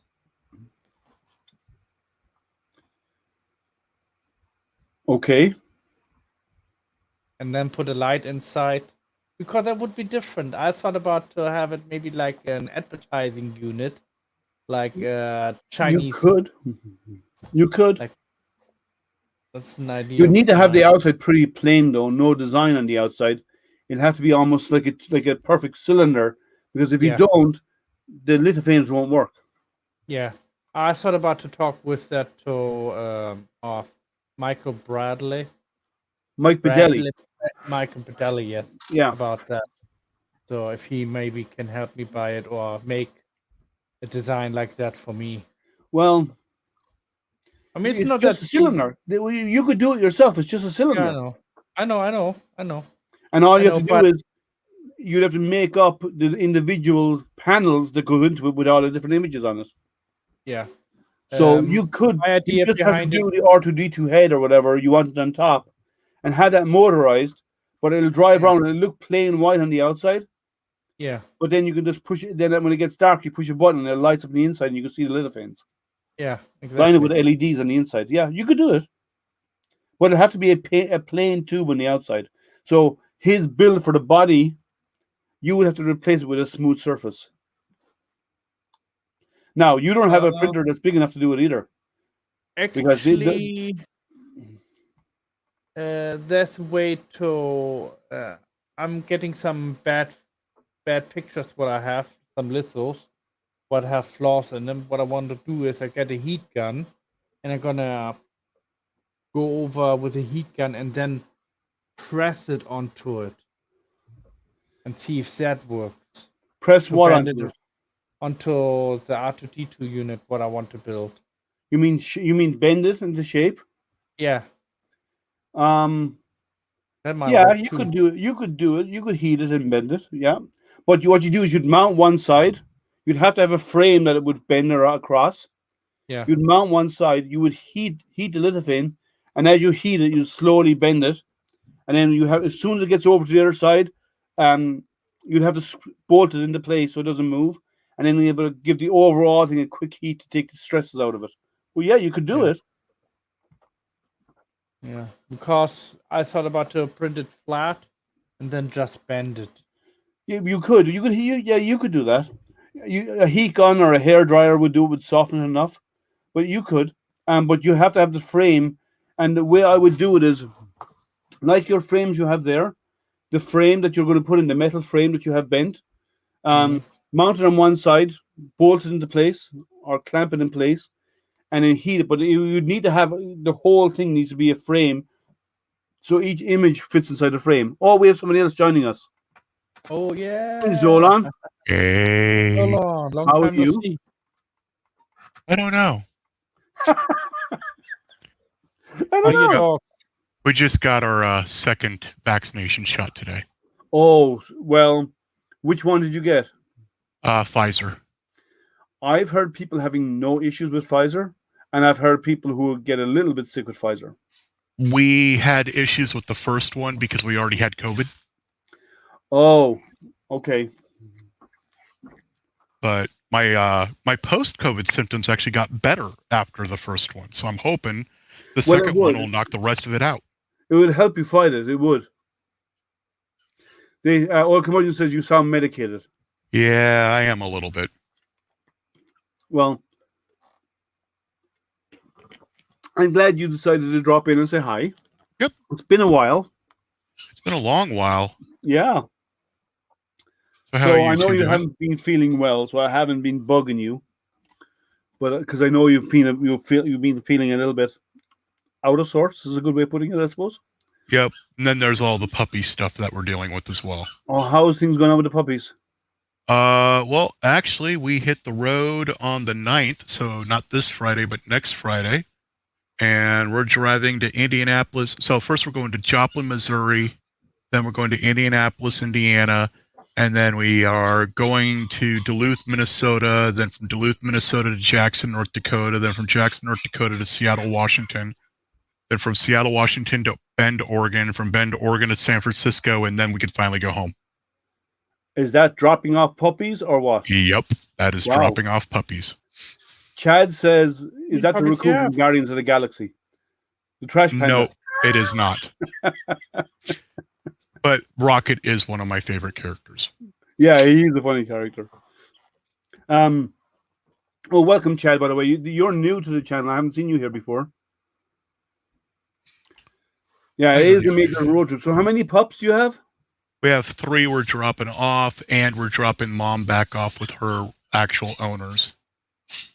And other than that, we've got... Oh, and we might be dropping Fred off to somebody in California. Oh, Chewy. Sorry, I didn't recognize you. So, but right now in the house, we have my Akita, Ash, Fish, Murr, Fred, Moo, and Ivy, who are all Samoyeds, and then the 3 baby puppies, which are Yakko, Wacko, and Dot. I love the names. The Looney Tunes. Animaniacs, but yes. Oh, Animaniacs, sorry. Oh, I got that wrong. Cool. So what have you been printing? Actually, I posted an image of them on Twitter. I printed, come on, brain. I printed the Clock Spring 3D Swirly Whirly Egg. And I printed 5 of them. We filled them with candy today and packed them into one of my past Alien 3D UFO boxes and just mailed them off to Duluth for the grandkids. Yeah. Cool. Very cool. I'm still trying to get chat open. Sorry? Crudgeman saying that he was on top chat. I'm still trying to get the chat open. I've started printing. I was asked to do some testing of a resin. So and it was flesh colored resin. So I mean printing. Oh, I know where that's going. No, anyways. Oh. A hand. Okay. Oh, okay. The resin. Resin is kind of brittle for this, but I'm going to try it out because it's flesh colored. I want to see how it looks. So Right. I'm going to print an articulating prosthetic hand for a child size. Oh, okay. One of my coworkers printed one that's late teen, early adult sized. Yeah, they're roughly full size at that point. Yeah. Yeah, and he actually donated it to somebody who Yeah. needed it. Yeah, I've done I did the Iron Man one once for a kid. Nice. So it looks like Iron Man's arm, the whole arm. Ah, there's the video. And I've done one or two, but I'm thinking of getting more into this because I like the idea of this.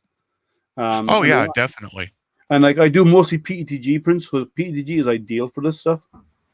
It's strong. It's got a bit of flex to it. It's long lasting. So I may actually start getting into doing more. Sorry? And they handle heat better. And it takes care of heat better and so on. Well, this would take care of heat pretty much. Resins are pretty good with heat, Yeah. but they're brittle. That's the only downside. So they actually have a flexible resin now, and you can also get they have another resin that's impregnated with carbon fiber dust. And when you print it, okay, impregnating with carbon fiber dust does nothing for it. You gotta let me finish there, though. I'm sorry. You need a sinter though, because you're supposed to basically cook it in a kiln to harden it. Okay.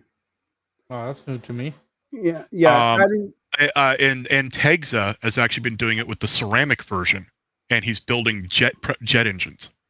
And I've heard of other companies who have done 3D printing with metal embedded in the material, like in like FDM. Mm-hmm. And then you take it and you put it into a kiln and you burn off the plastic. And you have metal parts left over. Sintering. That's what that is. Yeah. They now have resins that can do it too. Yeah, maybe. Maybe I'd look into something like that. But this is just, I'm using a test material, so I want to see how good it goes. Oh yeah. And it's a good thing that if someone would use it, like a young child could use it, even better. I'll ship it to them. I have no problem with that. But it's good to show the skin color, because if you want to look skin color, might as well print something that looks like skin. That should look like skin. And your hand is about as obvious as skin as you can get, right? Chad is saying if you add something called tenacious to it, it'll be less brittle.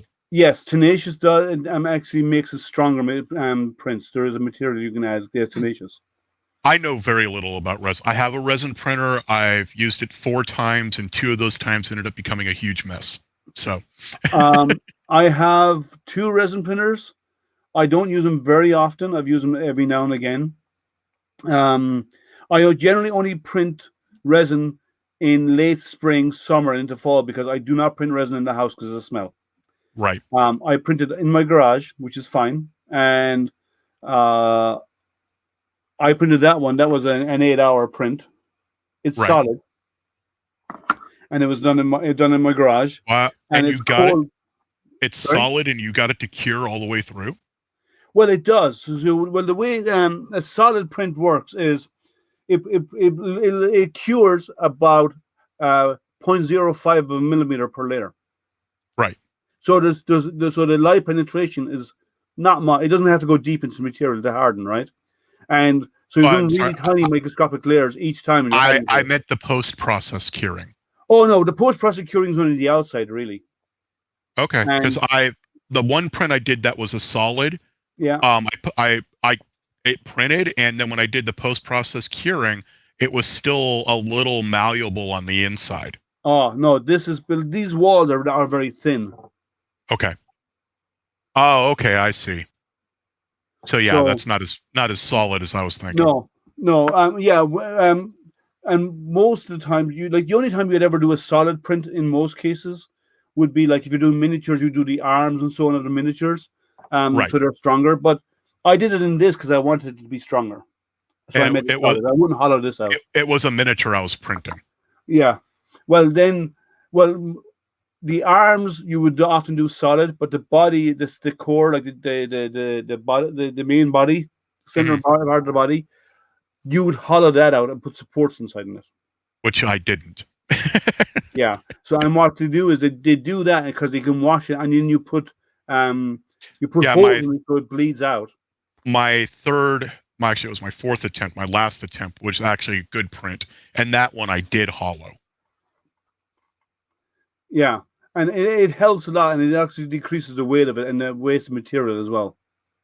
Yep. So when I get a station built that's able to hold a laser as well, because I want to pick up a CO2 laser. like a K40? Like a K40, yes. And I'm going to build a box that all of it's going to go in, which is also going to have inline carbon filter and external exhaust. And I was going to put my resin printer inside with it. Yeah. I have done water curing. I didn't do it on this part, but if I was doing something bigger, like a miniature, which I don't really do miniatures, but if it was doing a miniature, I would use the water with the UV to cure it, because the water refracts the UV light, and actually makes it cure better. Huh? Did not know that. Yeah, Thank you. the UV light is bent in the water, so you get more area coverage. So then I don't need to use all three of my big arrays. I only need to use one. Or you could just put it into a jar with water and leave it out in the sun for an hour. You don't do that here in Oklahoma. Well, not right now because it's cold. Well, right now it's cold, but we were 90 degrees just a couple days ago. Oh, Wow. we haven't reached it. And I suppose, you would probably run into issues of the water acting like a lens for the sun. Yes. I actually build solar ovens for the summer, and we cook pot roasts in them. Oh, Nice. yeah. Well, that's really way into our summer. We'd get that. So regarding the drain holes, if you put drain holes, you're still not curing the inside. So what you should do is you can get small mini UV LED LEDs, and you power them up and you stick them inside in the part. Yep. And the UV light from that will actually cure the inside of your part as well. Yeah, I thought about picking up one of those fiber display things, the little tree that you can buy, and then using some of those fibers to make UV tubes. Yeah, you could do a couple of UV LEDs at the bottom, and then stick the fibers inside in through the drain holes, and it will actually cure the inside. Chad, the problem isn't the print being able to handle it; it's everything around the print and the jar possibly catching fire. Well, the jar with water probably won't, but the grass in the area, the grass or whatever's around it. Yeah, because it'll act like a Fresnel lens. Yeah. So you'd have to put it on a wooden panel, or you'd have to put it on a gravel area or something like that. Cinder blocks is the best. Yeah. But the problem is if you hit, depending on the angle of the sun and time of day, you may not have a big enough space. Yeah, but you only put it out there for an hour. So around noon, the sun's overhead. So you want to do it so that would relegate me to being only able to do prints on the weekends. Well, no, but okay. Well, I cure mine. I have a cure station, so I cure mine in a cure station because it takes a couple of minutes. I run it. Instead of doing it once, which is 6 minutes, I do it 6 minutes one side, flip it over, do another 6 minutes again for the other opposite side, and then I have to put it in again. Even though it rotates in there, I do it multiple times. See, I took a big cardboard box that like what we get our bulk chicken in, so it's that really thick stuff. Painted it on the outside with Plastidip, and the inside I lined with Mylar. Or aluminum foil would work too, yeah. Right. So then I put my UV LED arrays in the box with whatever it is, and then just set it upside down and turn them on. You use the silver Mylar or the gold? Silver. Okay. Yeah, because silver is good at reflecting UV. The gold is really good at reflecting IR. Right. I went with the silver because it's also what I use in my grow room. So. Oh, okay. The gold Mylar box would be is good for infrared. We just covered that. It's not so as good for UV. It's really good for infrared though. The silver is better at reflecting UV. Get a platform that tracks the sun. Yeah, but that's a lot of work. Right, but I'm already going to do it for one of my solar ovens. Well, then you could just use that. Then what you do is you stand it in your solar oven. Yeah, exactly. Problem solved. And all it's going to do in there is cook meat. Yes, Matt. I want to once Solon, you guys have finished talking. I want to show a picture. No, sure. Go ahead. Go ahead.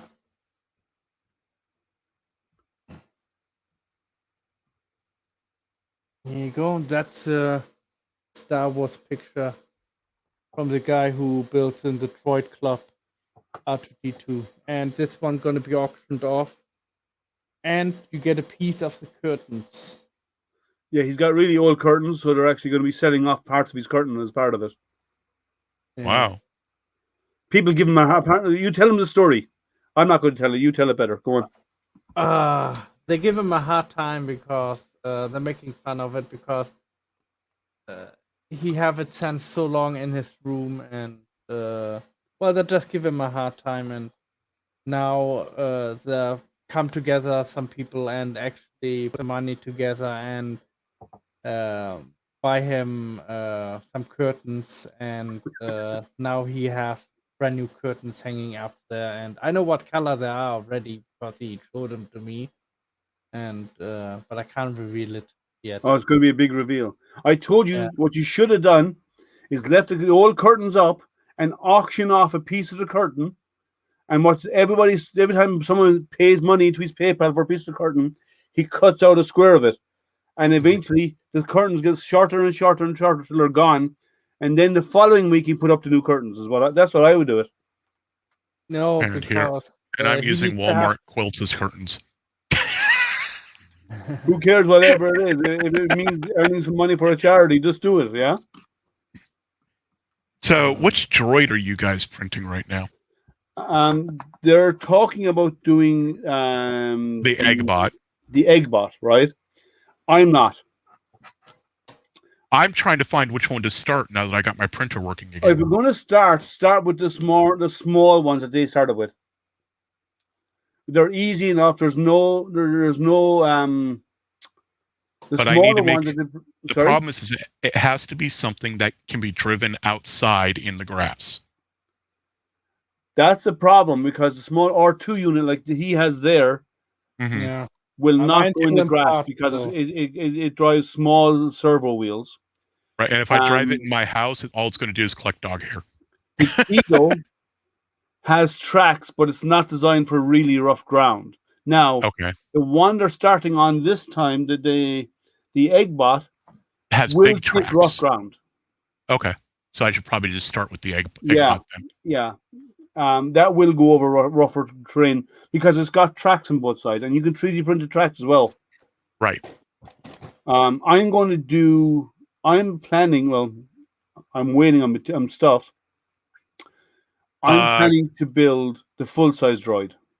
Can the Eggbot be printed on a 235 by 235? I believe so. Okay. I believe so. I know some of them can be if you cut them up, and I don't want to deal with that. I don't want to deal with gluing. Yeah, well, that's what I'm waiting on, some stuff for my my big droid build that I want to do. I have 20 spools of material coming in to print it.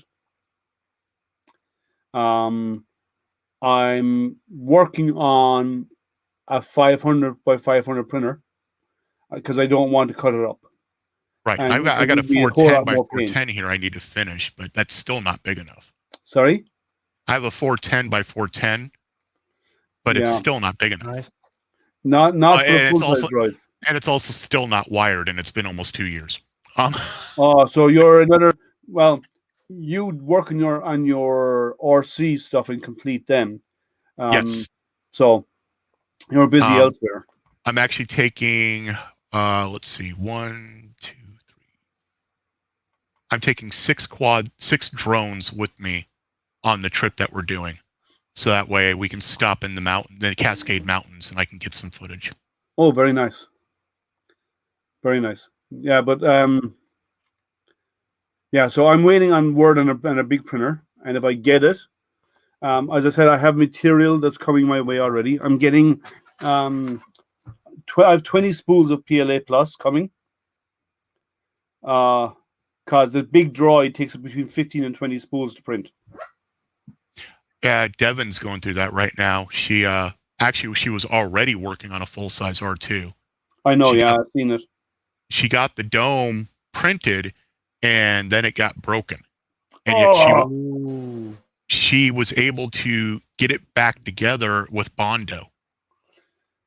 I would do Bondo, and then I would paint the inside of it and the outside of it with fiberglass resin, No, that's what because I that do would on add the structural strength to it. I would just do it in the inside. Sorry? I just would do it in the inside. That would do too, or Well, and the inside only means if the layer joint still has a bit of flex in it, right? If you do the outside, you actually make it a sealed unit, so it yeah. actually would be or stronger. Or if she really wants to make it strong, she could paint it with resin and actually paint in some fiberglass strips on it, and that would make it super strong because she has a break in there. So, but it's up to And her. But see, that's what I and would see, probably do. and see. Now, what I want to do is I want to get some of that lightweight PLA and print the dome in that, The and foam then stuff. the stuff that they're using for doing the planes. Yeah, it kind of foams up. Yeah. Right. So print the dome in that and use that just as a form for doing carbon fiber strips. Over the top of it. Yep. Just wax it and then do it. Okay. That would work. Yeah, I haven't thought about doing that. My plan is to just print it. I could have And a then I'm carbon gonna- fiber R2 unit. Yeah. Well, some people actually do them in metal because there's the R2 club, the R2D2 club. They have a guy who actually will do the metal forming. They'll get the metal done for you. Oh, So if you want a nice. metal R2, they will actually print. They will actually stamp and form the metal frame for your R2 unit. Yep. I don't Probably I what don't I want a need metal for my one. lithos. Well, a metal R2 is about $6,000 to make. What was that, Matt? I probably want to do the same thing out of metal, like a skeleton, and then put my lithophane around it. Yes. Well, you wouldn't even have to do it on metal. You could actually do it out of 3D printed material to make the frame. Yeah, but nah, He wants- I want to have it sturdy, so I just Yep. can take off the lithos. If it breaks the lithos, I can exchange the lithos and then put a brand new litho on. Yeah. Like, and I can keep exchanging. I want to have an inter-exchanging system, and the metal skeleton I think would be the best choice. And maybe the head can be plastic, but I don't think the body itself, because there's going to be a big battery inside, because I need lots of power for the lithos to be lit up. You don't need a lot for LEDs. Yeah, but I want to drive at least a day without running Okay, out of you fuel. won't do that on a battery unless you put a big huge lithium-ion battery in there. And even then, getting a day out of it is asking a lot. Nah, he doesn't need to go that big. He could go with an Yeah. AGM. Yeah, but The problem is the weight. Yeah, they're very Yeah. heavy. That's why I want metal too. Yeah, because Because, if you built the bottom where the legs and everything attach out of metal, you could actually do an enclosure for the AGM battery. And then the top of the R2 unit, you could put some baby solar cells in it, just to give it a little bit of a trickle charge. Not much, but something. When it's And it not would look moving. neat, and it would kind of look neat too. Yeah, you could do that. And then if you went with LEDs, if you use like the Cree 10 watts, you wouldn't need many of them. The whole inside would look like the sun if you ever took the dome off. Now you don't want it overly bright though for lithos, because if it's overly bright, it wipes out the image. Right, but if you could do diffuser panels. You could. Yeah. You'd have to do so. You'd have Can to you have not do two a dimmer layers. switch? What? A dimmer switch? Yeah, you could put a dimmer in line. You could actually use an Arduino with the light sensor, so that way it automatically adjusts the brightness based on the outside brightness. No, that would be the way to go then. I And think. put it on the head. You put the sensor on the head. Yeah. Yep. Actually, you wouldn't even need to do. You could use the Arduino to monitor the UV off of the solar panels. or you could put a sense hat on on something On like like a a pie or pie something. Yep. and have that built into to the head of it, and it would like you see it on top, but it'd be sealed, and you can Yep. see the sense hat to do all of that for you. I have Oh, a 3-panel. It's those little itty bitty. They're smaller than my palm. Solar panels, and I monitor the wattage that they're generating, and I have them at a slight angle from each other. So I have one that's flat and then two that are slightly angled. And based on the wattage, I can tell you where the sun is. Um, yeah, Kiran, we're talking about um, using something like an Arduino or a Raspberry Pi to monitor the output of the sun to Or the control the ambient light. luminosity of LED lights. Yep. So when the sun is out, the lights would be really bright because you want to see because Matt wants to build a robot, an android that on the outside is actually made up of all little things and around the outside. So the light, and during the day you need to have a light, very bright light on the inside to shine through it, so you can see it during the day. And at nighttime, as the light decreases, the LED lights would Oh, decrease as well because you don't need as much intensity of light to see the oh. images. So you're you doing just you're had an doing this. idea. Are you doing the standard R2D2? Yeah. So that one light that one eye he has, it's that they actually in the first, well, not the first, but in New Hope, that the hologram of Leia comes out of. Yes. You That's could what I put want to do you could too. put you could put Projection monitor. oh, you already have a use for it then. I was Yeah. thinking you could put a photo sensor behind it. And then that way, it as a secondary, so that way, if you're in a room that doesn't have a light that the solar panels or whatever picks up, that would. So Yeah, but it he's has got two two eyes. He's little. got two eyes. He's got two eyes. He's got the round eye in the top, which could be your Right. sensor, and then he's Yes. got the one that Yes. moves, where you could have your sensor inside. Yeah, Either one. three eyes actually. I think one in the back, one on the side, and one in front. Yeah. Yep. So So either you one use of the them can be sensors. used. Yeah. But I want to put at least in one of the eyes, probably in the big eye, I want to put a projector inside so it can drive up to a wall or look down to the floor and project the TV image. Yeah. So- So you want to get one of the little Pico projectors. One of Yeah, these. yeah. Yep. Or there's smaller ones. Smaller There ones. are There's- smaller versions than this, yeah, but you'd have to take out of the case and mount it inside. But you could potentially one use this. The one I want, I don't need to take out of the case. It's just around 2. Well, Yep. this one is battery operated. So are the little ones. They're Yeah. meant to be driven by your phone. Yeah. Yeah. So, but it is battery operated and it lasts for a long time with this thing. So, but yeah, they work. So that's No. so you could do a projection. That's a very Ambitious. Maybe I'll, ambitious. Yes, that's the term I'm looking for. I was trying to find to think of the correct term. It's a very ambitious project. It'd be well worth doing. Or do you know what would be really cool? Is you did have the projector inside in it that had enough luminosity, and then you could actually use a smoke generator and project it onto the smoke. Then it would look like a hologram. Yeah, it does.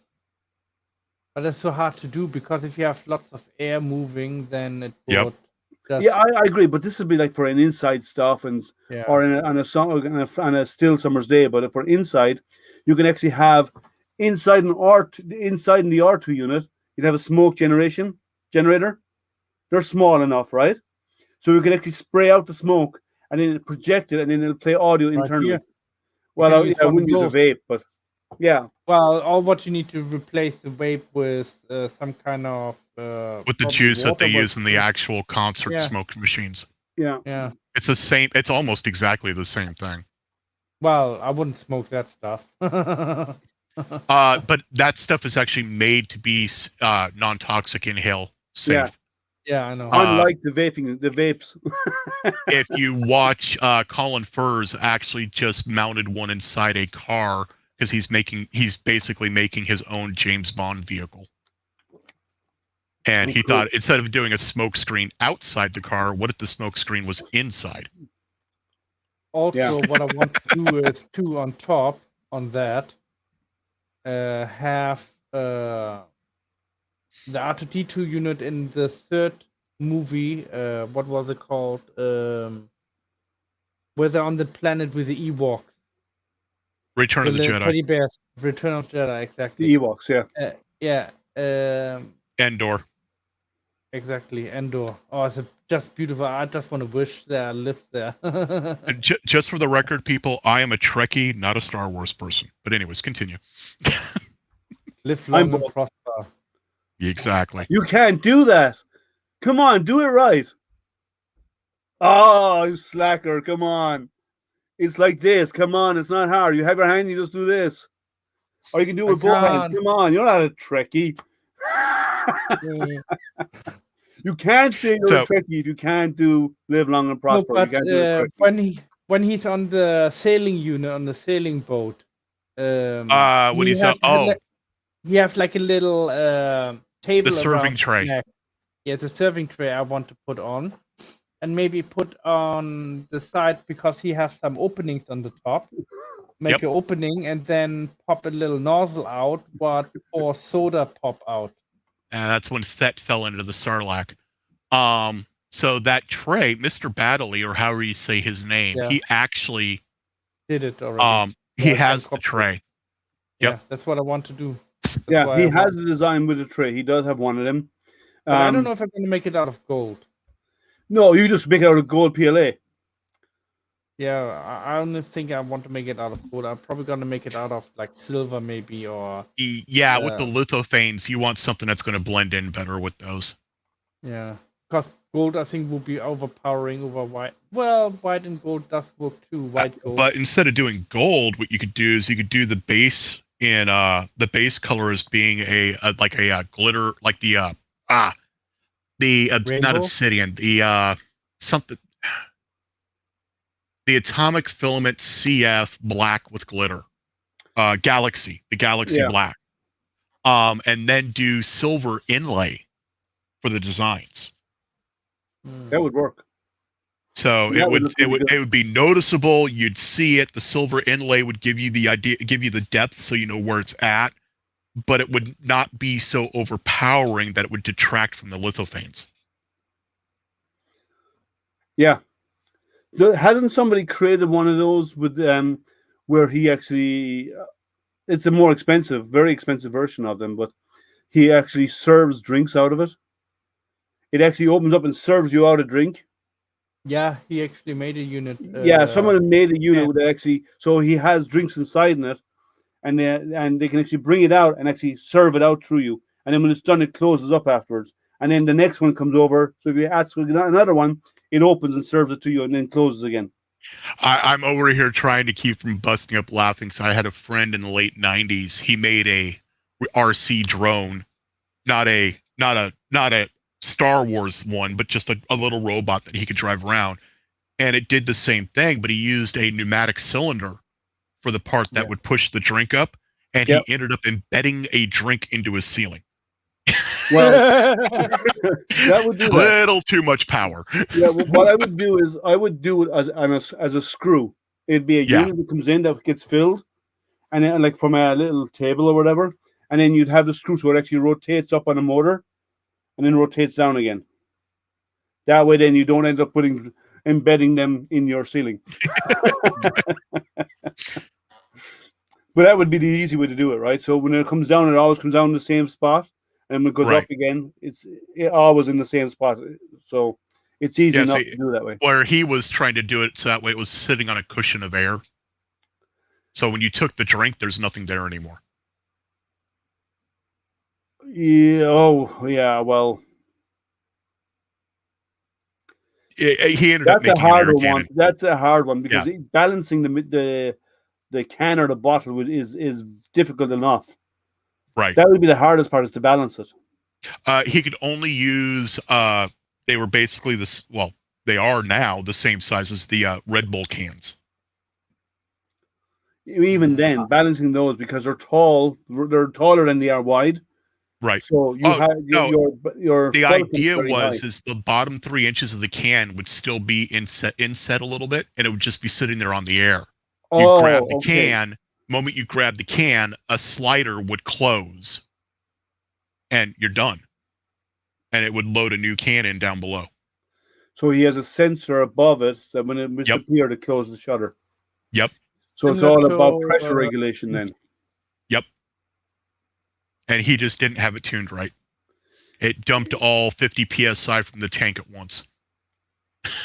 Yeah, that would act like That's that would lethal. launch it. Yeah. Yep. It's lethal. I mean, 35 psi is lethal, I think. Or is it 12 or 15? Depends on distance. 12 if it's point blank,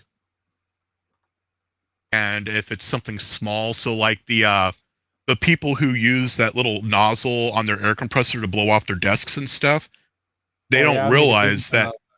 Exactly. I was actually going to make a sandblaster out of one last year. I have seen one. I saw someone do that once. He spilled something on his keyboard, so he brought it out to blow it off.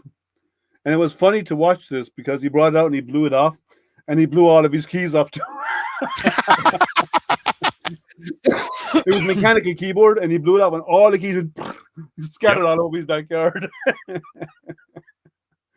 Because they're only held in with tiny little plastic clips, There's only a piece of metal sprung, a bit of wire clipped into a little clip. My keyboard doesn't even have clips. So you got a touchpad underneath your keys then? No, I have a mechanical keyboard, and the keycaps literally just sit on the little crosses. Oh, they're floating. Okay. Yes. But my keyboard looks like the old school typewriter. Oh, okay. Yeah, I have one of the old IBM. Steampunk. Yeah, I have one of those old IBM PS2s printers, keyboards. The ones with the heavy keys. I mean, oh yeah, I know exactly what you're talking about. The buttons. Even the base of the keyboard is actually metal frame. These things are heavy. My frame is metal. The whole casing of my keyboard's metal. Yeah, this is like the old one. The old IBM ones are like that. I have one of those still lying around. I actually have the adapter of it as well for it as well. I just put in chat the keyboard that I'm using in the private. Oh, do you want to share it? That's up to you. It's an Amazon link. Well, if you want me to share, I will. I love this keyboard. Yeah, but I've had mine for 25 years. This one. PS2. It's one of the originals. It came from IBM. It's not a newer model. Does it have a round pin on it, or does it have a USB on it? It's got the big round one, not the small round. It's got the PS2 round. It's got an 8-pin DIN, the same thing the Commodore 64 used between the tape deck and the unit. Correct.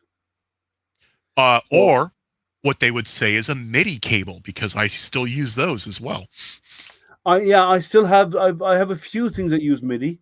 I actually use MIDI cables for my my dew shields for my telescopes. Oh, that makes sense. I have a dew heater for my telescope that actually heats up a band of either nichromium wire or I have resistors in series, and I heat those by passing 12-volt current through them, and I have a dew controller that I can adjust the current. But I use a MIDI connector on those and it's only 2 wires I'm using, right? But the connectors are good and solid. They don't pull out easy. They're really solid. Are you using DC because you need to keep it portable? I use DC for portable. So when I go out to do astrophotography or to do astronomy events, and you get dew on the lenses, and you get dew on the corrector plates and some of the telescopes and so on. I was only wondering because AC works better for heating coils, which is why I was wondering. Yeah, no, it's DC because I run it off I have what type of battery is it again? It's not the lithium-ion one. It's one of it's a deep cycle battery. Yep. And I use a heavy deep cycle battery to run my telescope, to run my Pi, to run my cameras, to run my laptop, and to run my dew heaters all off one battery. Yep, makes And sense. that runs everything for the night. And well, I could run 3 nights with Well, that one. Wait, chip if you're with running it up, if you're running the, oh, so you're direct wiring the Pi then. I have an You have a BEC in line with it to kick the voltage down to what the Pi needs. Well, actually, I don't need to. I have an adapter for the Pi to run off the cigarette lighter DINs. Okay, so it's got a BEC built into that adapter then. Yeah. And I run it all off there. And if I run my laptop, I also have an inverter so I can run my laptop off the battery as well to step it up to 110. Right, saying if you have the inverter, you could do the dew heater as an AC unit. But I don't want to because it wastes a lot of energy doing that. Yeah, because you're having to convert from DC to AC, and that's the power drain on the battery is very heavy when you do that. Yep. So by doing it all DC, I save that. We lived a year and a half in a diesel pusher motorhome. Yeah, so we had a bank of 6 of those batteries. Yeah, the deep cycle batteries are great. They're heavy. There's newer lithium ion ones out there. The AGM ones are amazing. That's what all the solar setups are using now. I don't the golf have cart batteries. Yeah. Yeah, you can pick up a 12-volt golf cart battery that's probably going to be about half the size of that deep cycle and have just as many milliwatt amps. Okay, because I see the problem here is with lithium ion batteries. Mm-hmm. Once you AGMs are not always lithium output. AGMs are not always lithium. I know all my quads are lipo, so are either lipo or I actually have here somewhere right next to me. Here it is. It is 4 18650s put into a single unit. Yeah, but the problem about but the issue about those newer batteries, the lighter ones, is the output of voltage, or the number of volts and amps output, the number of amps output decreases as the batteries use. Whereas with a deep cycle, it maintains the consistency until it's almost dead. Right. And that's why I went with that, because I need the deep what cycle I'm saying though is you go with one of these, which is not lithium, it is not lipo, it is just an AGM. It's just a sealed battery unit. Okay. Well, lead acid? Yes, they are. Yeah. So the one that I have outputs about 14.5 volts. Right. My telescope will operate at 12, but it prefers higher. It'll do 12 to 18. And the higher you give it, the better accuracy you get in the tracking.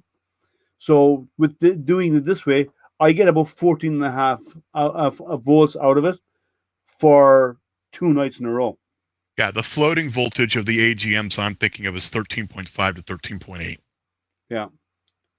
So the charging voltage is 14.4 to 14.5, just as it is on that page. Yeah. So I'm just saying, the more output I get, I've even been considering you can get a step up to go from the output of 12 or 13 up to 18. A buck converter, and I was thinking of doing that, because that way then, even though my tracking is phenomenal, I can track for accurate tracking. I've done tracking up to 15 minutes in a single exposure. So open the shutter, track for 15 minutes, and then close the shutter. That's one shot, right? I have done that type of exposures with zero star trailing. So, and anything normally over 30 seconds where you get trailing, right? You're heading out, Chris. Take care. See you, Chris. So my accuracy is good, but it just gets better when you give it more voltage. So I apologize. AGM is not lead acid. My apologies on that. All right, sorry. Yeah. I don't know batteries very well, but I just know what doesn't work for me. AGM, I don't remember what the A stands for, but it's a glass mat. So it's a sealed unit. It handles vibration well. I used them in my off-road vehicles, so that way I didn't have to worry about any of the cells breaking down or anything. You have gel ones, the new gel-based batteries, they're also a sealed unit, just like the AGMs. Yeah. They hold voltage very well, but I've heard that they have a problem with high heat. Yeah, and the A is the A in the AGM is absorbed, means absorbed glass mat. Yes. But And the problem with lithium is if lithium batteries get cold, they They die. lose the exactly. and they die fast. And I'm often out in cold weather. Like it may not feel cold, but I'm like during the day. But like between daylight and night, in just after a turn within 20 minutes or a half an hour after the sun sets, you got a 15 to 20 degree temperature drop.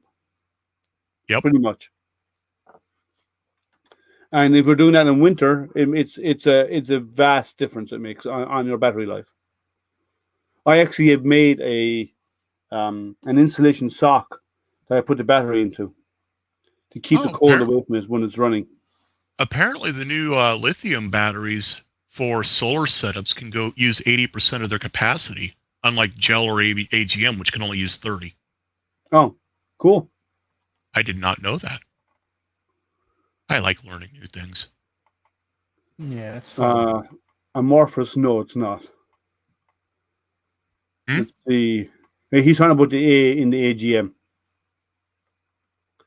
I draw the line when I have to wear Carhartts. Well, I've often been out in the coldest I've observed, not imaging, but it's just, I've actually imaging colder, but the coldest I've observed in, with me standing out there looking through an eyepiece, was 15 degrees Fahrenheit. And I don't like the cold.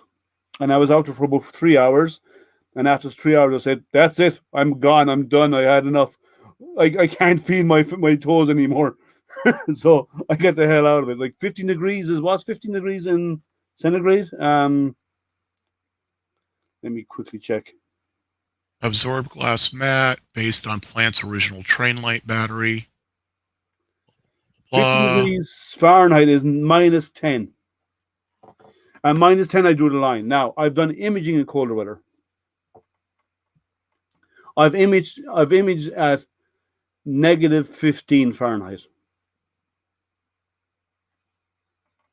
And my telescope didn't like me after that because it was the electronics don't like that cold. So cool. What time is it actually? 8:16. Oh, Central. yeah. 2:17 in the morning here. Yeah, it's after 2 a.m. for Matt. He's a diehard. He's up every night chatting with hanging out on An stream. AGM is still lead, sulfuric acid, and water. It just has one-way valves inside, so that way it doesn't lose anything. Oh, cool. What we need to do is we need to get Tesla battery technology and use that. Apparently, they've designed their batteries so the cold doesn't affect them as bad. Nice. Yeah, when I'm flying my quads, when I start getting at about 300, 350 feet, and it's only like 40 degrees outside, my battery life just plummets. Okay, if I had a better 1K mount, CCD, if you had a mount 1K, your CCD would probably cost close to the same price as your mount. The most important thing to do with astrophotography is your mount. It's the most important thing. That's where you put most of your money. I'm sorry. It's a fanboy.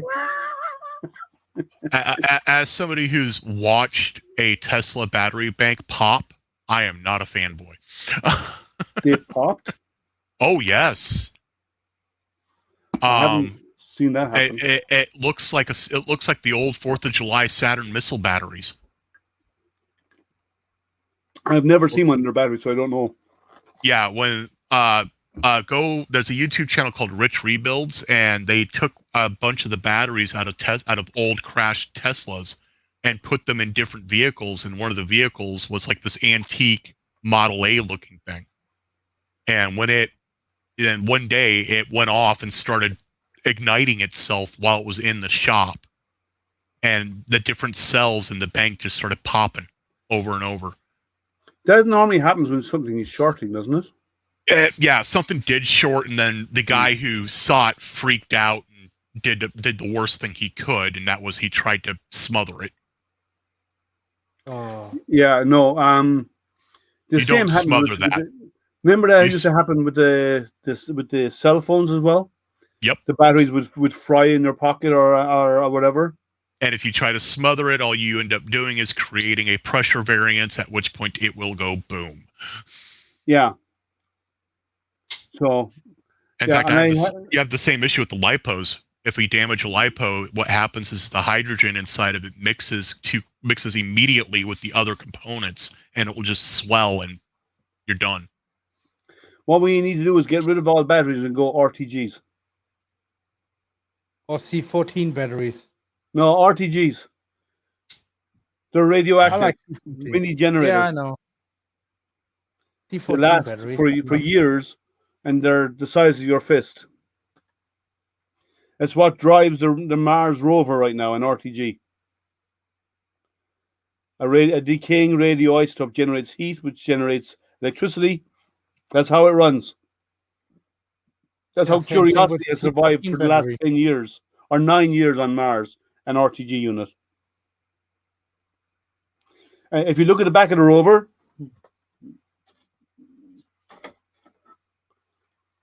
this part of the back of the rover here, that's your RTG unit hanging off the back. You can drop it if it goes critical or something. No, So RTGs are usually the most desirable power source for unmaintained situations that need only a few hundred watts or less of power. yeah. So the size of your fist, but you only can get 100 watts out of it. Well, the small ones, yeah, but I'm just saying the ones that they use here on the Mars rover, they're a bit bigger than that. But the one that's up there right now has been going for 9 years nonstop. Don't they last like 50 years or something like this, or 80 years? It's all down to the amount of nuclear isotope they put in there. It's down to based on the half-life of that material.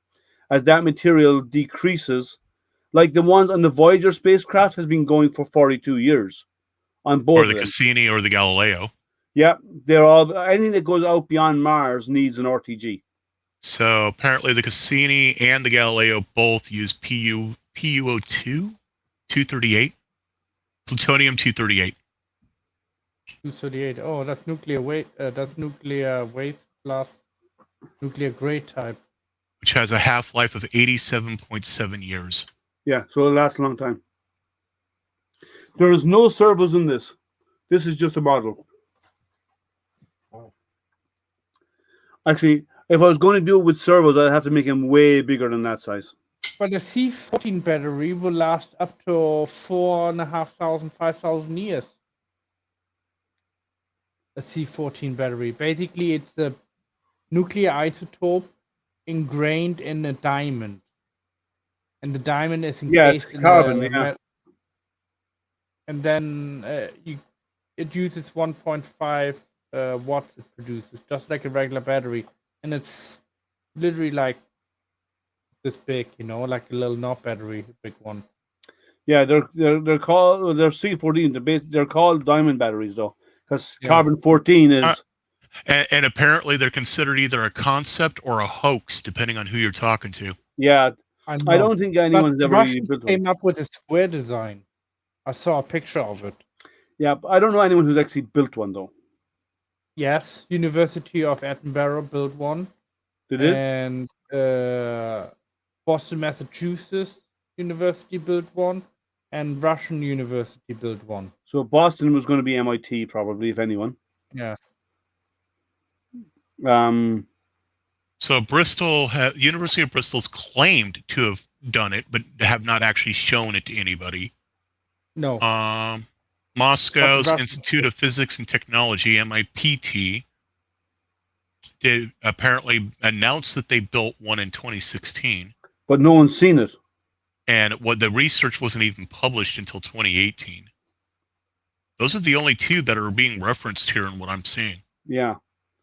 So I don't really know anyone who's actually really built one and actually used it, because if they have, like, that's That's unlimited hard stuff power, to build.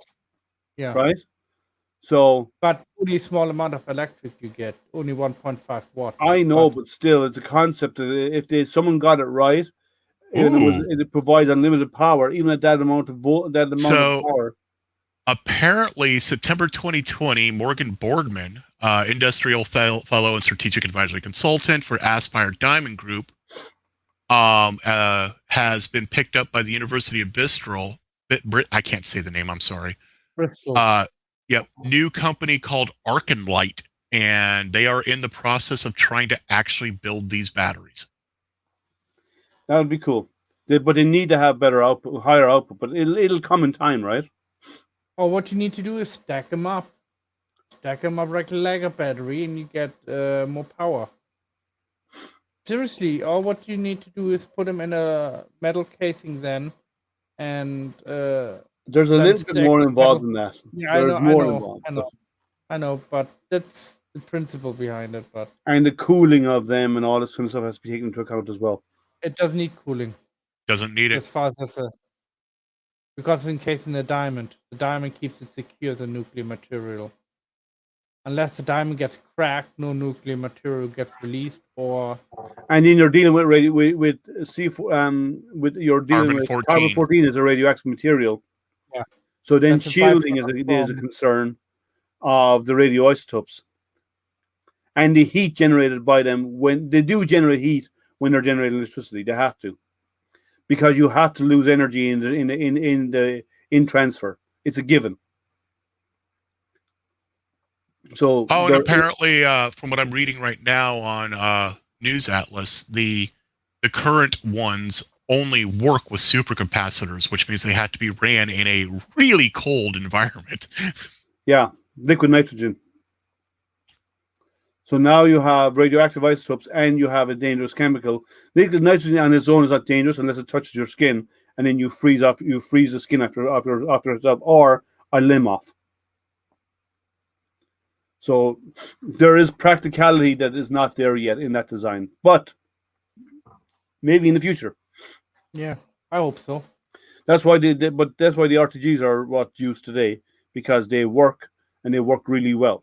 They keep the electronics warm because it generates heat, because of the radioactive decay, and it generates enough power to run the systems. So Boardman broadly agreed with the position that that beta batteries produce power far too slowly to replace cells in modern technology. But it's a good concept to start somewhere, and people can develop it. Even if it produces the power slowly, if we can stop making such power hungry things, that's not a problem. And we're working towards that. Like LEDs is a good step in that direction, because light is always a huge consumer of power. There are certain units that will consume high power, but and also imagine a traditional battery with one of these in it, and all it's doing is acting as a trickle charge. Yeah. As long as you're not doing a sudden surge of power draw, you should be fine. Or you put a circuit in that can separate it if that surge happens. No, I'm not talking about that. I mean, as long as you don't have a sudden surge power draw from the battery that suddenly drains the battery, a trickle charge will keep it maintained. Right. What I mean, yeah, that's what I mean, though, is keeping it maintained, and then when it's actually in use, you'd still have to have a different charging setup. Yeah. But these are all possibilities, you know. But it'll come in time, you know. We'll get there. We're just not there yet. Like. Yep. Dominic, the kid who made that reactor, actually is in prison right now. For what? He went way off the deep end after all of that. Okay. To the point that the Boy Scouts of America actually attempted to remove his Eagle Scout. I was reading about that guy just a couple days ago. I didn't hear that. I knew about the guy. I knew he built it, but I didn't know that was the outcome. Well, he never even actually got the breeder working properly. I know, but the concept it was a sound concept what he was working on. So, radioactive Boy Scout David Hahn. Oh, he's dead. He is. Yep. Died in 2016, suicide. Oh, that's sad. He was subsequently treated for mental illness, and his death at age 39 was related to suicide from drug and alcohol use. Oh, Yeah. well, it's waste. sad, but the like the idea of being able to do that at home, like the technology is there for us to do stuff like this at home. Right? Oh, yeah. But the We thing can is, do a lot if we apply our minds to it. Thing is, I don't understand is why battery technology hasn't advanced since the Mayans, really. Well, I know I'm going to be called out as a Tesla fanboy, but right, let's be honest. The battery technology hasn't changed since Moses was a baby, and he has made changes to it to improve to make improvements to it. We've made improvements for get higher efficiency. output of it. Sorry? Yeah, we've made improvements dealing with efficiency, but the battery itself really hasn't changed. Agreed. The same for solar cells really hasn't changed Yep. in 25, 30 years. Right? But the efficiency has. Yeah, but we need people like Musk and like the there's some kids have recently come up with a new way of doing solar cells that gets higher output out of them. We need people who think creatively and outside the box like that to push the boundaries. I'm trying to get into R&D. Yeah, I am trying to get into R&D. Well, here's the thing with R&D though. When people are trained as engineers, right? Classically trained as engineers. No offense to all the engineers out there. Which I'm not. Okay, I'm just saying though, when people are trained as engineers, they think as engineers the way they were trained. What you need is people who don't think like engineers, who think more creative ways. Like Musk, I'm going to use Musk as an example because he's our classic present day example, right? He was into computers. He came up with a way. He came up with the idea of building rockets that can land. That everybody else says, it's not possible. It's not. They're all complaining about it. Okay, he didn't come up with the idea. The idea's existed for a long time. Well, he worked on it. It was out there, but he helped fund the research to make it actually a reality. He made it feasible, right? Yes. Let me rephrase it then. He took an idea and made it feasible. People were saying electric cars were crazy. He took an idea and made it feasible. Actually, electric cars were the first cars. I know, and like in the UK today, the guys I think they're still there today. In England, the guys who go around delivering milk and stuff to stores, they drive battery operated electrical vehicles. Yep. Today, with DC motors in them. So, but I'm just saying he takes a concept and he brings it above and beyond, right? And you can't get a ship bigger than the Saturn V. Well, he's doing it right now. He hasn't had a lot of luck because he has run into some issues, but he'll sort them, right? It's an iterative process. The same with almost everything he's touched. He's always taken either a new idea or a concept and brought it into reality and made it actually work. Now, no one can argue that's we need people who think that way. Yep. To take batteries, to take solar cells, to take whatever to the next level. We actually have lots of people who think that way. The problem is we need people who are willing to fund them. And we need people to recognize it. Because a lot of people see people with that knowledge and say, he's a crackpot. Tesla. Which he kind of did with Musk. The actual Tesla, Nikola. Oh, yeah. He went, well, he did go crazy, but he was... Didn't he love a pigeon? He was genius. Yes, he had a relationship with the pigeon, and he also chemically sterilized himself so he could focus on his work. As I said, I said he was creative. I didn't say he was sane. Most people like that, which I resemble, are a little nuts. Yeah, well, I never said I was normal either, right? But my boss actually just a few days ago flat out said, because we had just had a new issue come up at work, and I already had a solution to it within like 30 minutes. Mm-hmm. and it was a big issue. And he said, I don't know what we're going to do when you back away from this product. And it's a product I only learned in the last 2 years. Yeah. So, what we need Multiple people. pieces on my print bed in Cura. Can I leave them where Cura place them, or do I need to change them for spacing? Depends. I didn't see that question. I haven't got there yet. It'll show up in a minute. It's the next one right after that one. Yeah. So Cura will space them decently. Yes, it will. The problem comes in is if you're having to use a brim or anything. Because if you're having to use a brim and you have the pieces too close together, the brim can actually cause the piece to break as you try to remove it. Sometimes, yes. So it really depends on what it is you're printing. I printed a whole bunch of those today. I don't know. Oh, the little clips. Yeah, the little clips. In most cases, the fall spacing will be okay. If we're doing brims, it will not move them for brim, and the brims will print on top of each other. If you do rafts, it will separate them for you. Yes, but then you're going to go through a lot more filament. Correct. But for really small, narrow parts, rafts are really good. Yep. Or for unusually shaped bases or not flat on the bottom, a raft is a good idea. But you can get away with brim for tall parts. Just make the brim wide so you get better bed adhesion. Yeah, I'm actually getting ready to print I'm still in the design process, but I'm designing a keychain tool that will allow my wife to lock the van while it's running. To go into the key slot? No. The van, so if it's running and you lock the doors and then you close them, it'll unlock the front doors. Well, it turns out on the passenger door, if you open it up, there's a little tiny hole right above the locking mechanism.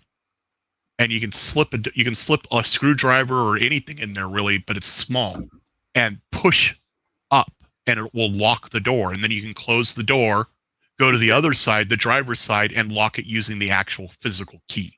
And now the van's locked. Cool. We needed to do that because for our trip, we're going to be in areas where it's above 60 degrees, and we're going to have all the dogs with us. And if we want to get out of the van, we need to be able to lock it while it's running. Yeah. So that's what should be working on right now, but I'm not. Or you install a remote starter. It's a diesel. We can't do it. Oh. It's worse than that. It's not just that it's a diesel. It is a diesel ProMaster van, which means it has a quote manual / it's a manual automatic. It doesn't have park. Okay. It has reverse, neutral, drive, and manual. That's it. I've never done anything like that. Yeah, it's annoying. We should have got the gas one. Hi, Shane. Yeah, I'm alive. Yeah, we said that when he joined. We said we haven't seen him in so long. But I'm going to the part I'm going to be designing. The reason why I bring that up is because I am going to actually end up having to use a brim because I don't want to print it laying down. Yeah, so you could put a wide brim on it, and then that will give you good bed adhesion. Yeah, exactly. Well, Curmudgeon said diesels can do remote start, except that kind. Yeah, we should have never bought this van. It was a mistake. This is the van that lived in the shop more than it was on the road because it literally, the turbo seized and then caused a fire from the turbo all the way out the tailpipe. Yeah, I don't buy vehicles with turbos because they're notoriously bad for going bad. The turbos, if out of a plain block engine and a turbo, the turbo is always going to be the part that gives you problems. It's been fine since. The DEF system, which had nothing to do with the turbo, it also fried itself. And if you use the e-brake in freezing temperatures, the water in the brake line, in the cable line, that because it's a manual brake, will freeze and then the brake won't release. Zolan, you're driving a death trap. Yes. And I to make hope you it have worse, life insurance. I do. And to make it worse, it's an extended high top, so it catches wind like a kite. Oh, so in breezy days, it's been you're swaying all over the road. Mm-hmm. We drove that actually on I-10 when we first got it, and there was a massive windstorm running through Texas at that point. It was moving. What do they call those things that everybody likes to talk about in the westerns? It's basically a bush that has nothing living on it anymore. Oh, tumbleweed. Tumbleweeds that were bigger than the front of our van. The Love's gas station sign exploded because of the wind, and that's what we were driving in. Well, yeah. The first thing I would do with that is scrap it if it was mine. Yeah, That's if dangerous. it dies again, that's probably what's gonna happen. Yeah, that's the fact that the brakes freeze and all this kind of stuff. That's an accident waiting to happen. Yeah, we were actually on our way up to Duluth, Minnesota for Christmas 3 years ago when the brakes froze up like that, and they literally melted the whole brake assembly on one side. And then the dealership, oh, thank you, Dodge.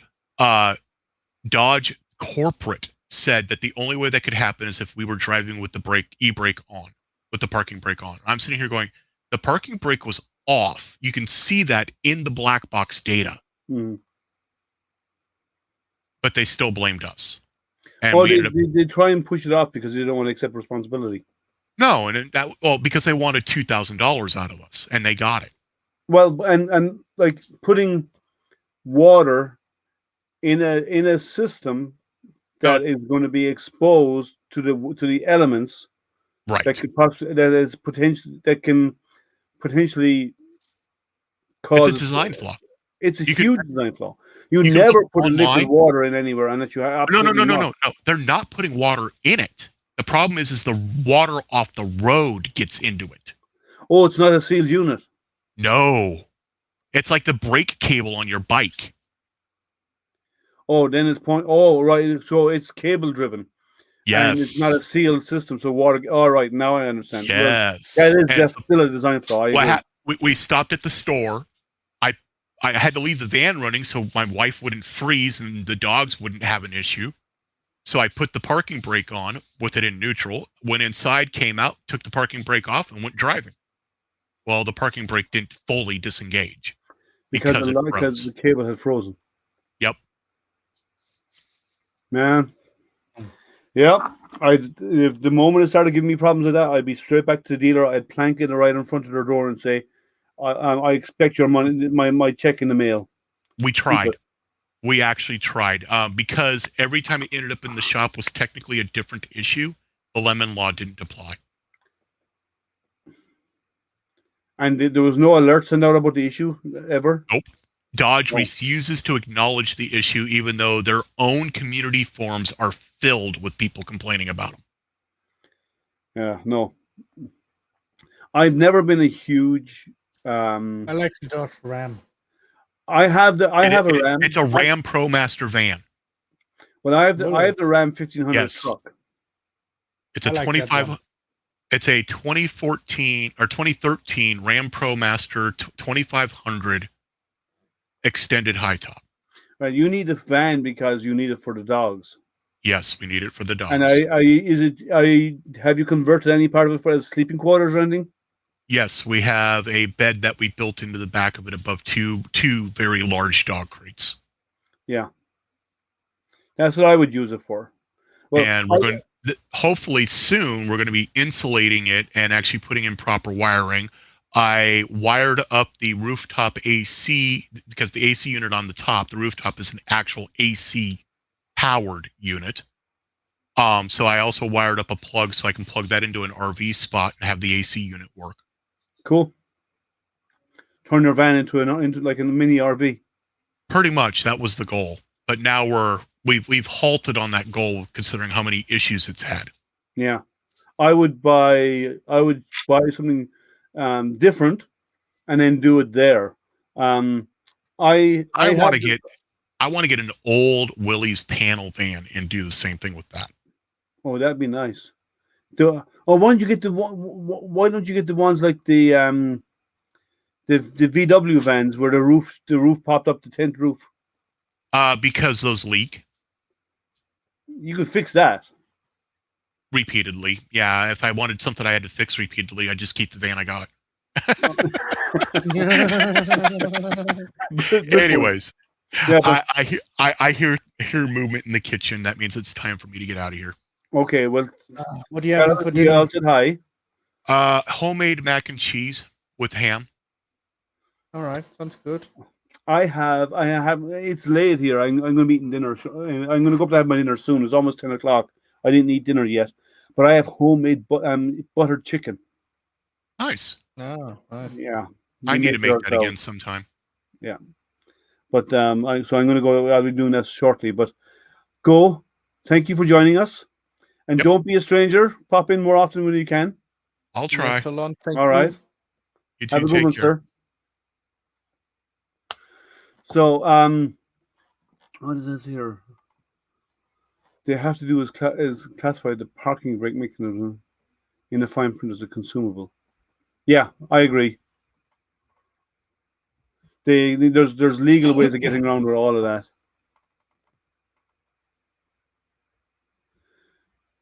Did you send did you post a link?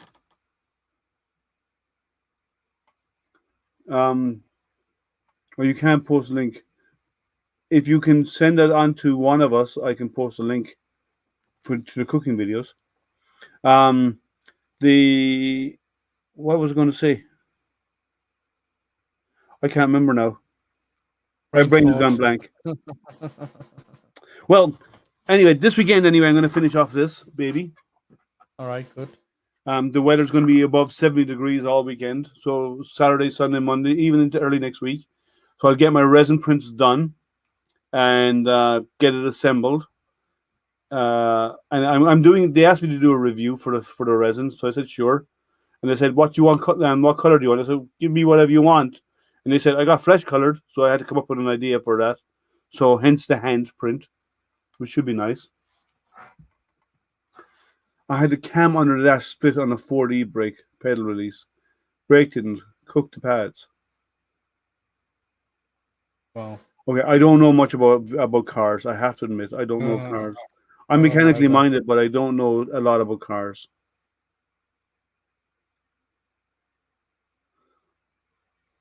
Okay, I don't have Twitter open. Do I have it in notifications there? I don't have it there. So when I get it, I will post it. I don't want that up. There we go. So I think we might just get ready to wrap things up. If it comes in, I'll post it. But we might wrap it up because it's really late for you, and it's almost 10 o'clock for me, and it's way past my dinner time. And so Matt, thank you for hanging out for the last 3 hours. No problem. And you grew up around drag strip racing. Well, I did not. I grew up around construction. My dad was in construction, so I grew up doing carpentry. That's where I spent all of my. You don't want to know where I grew up. You have to explain sometime.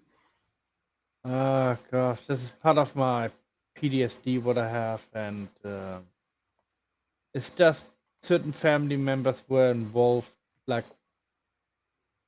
my family member was involved in criminal activity, and he literally kept me hostage for years, and my mom and my brother.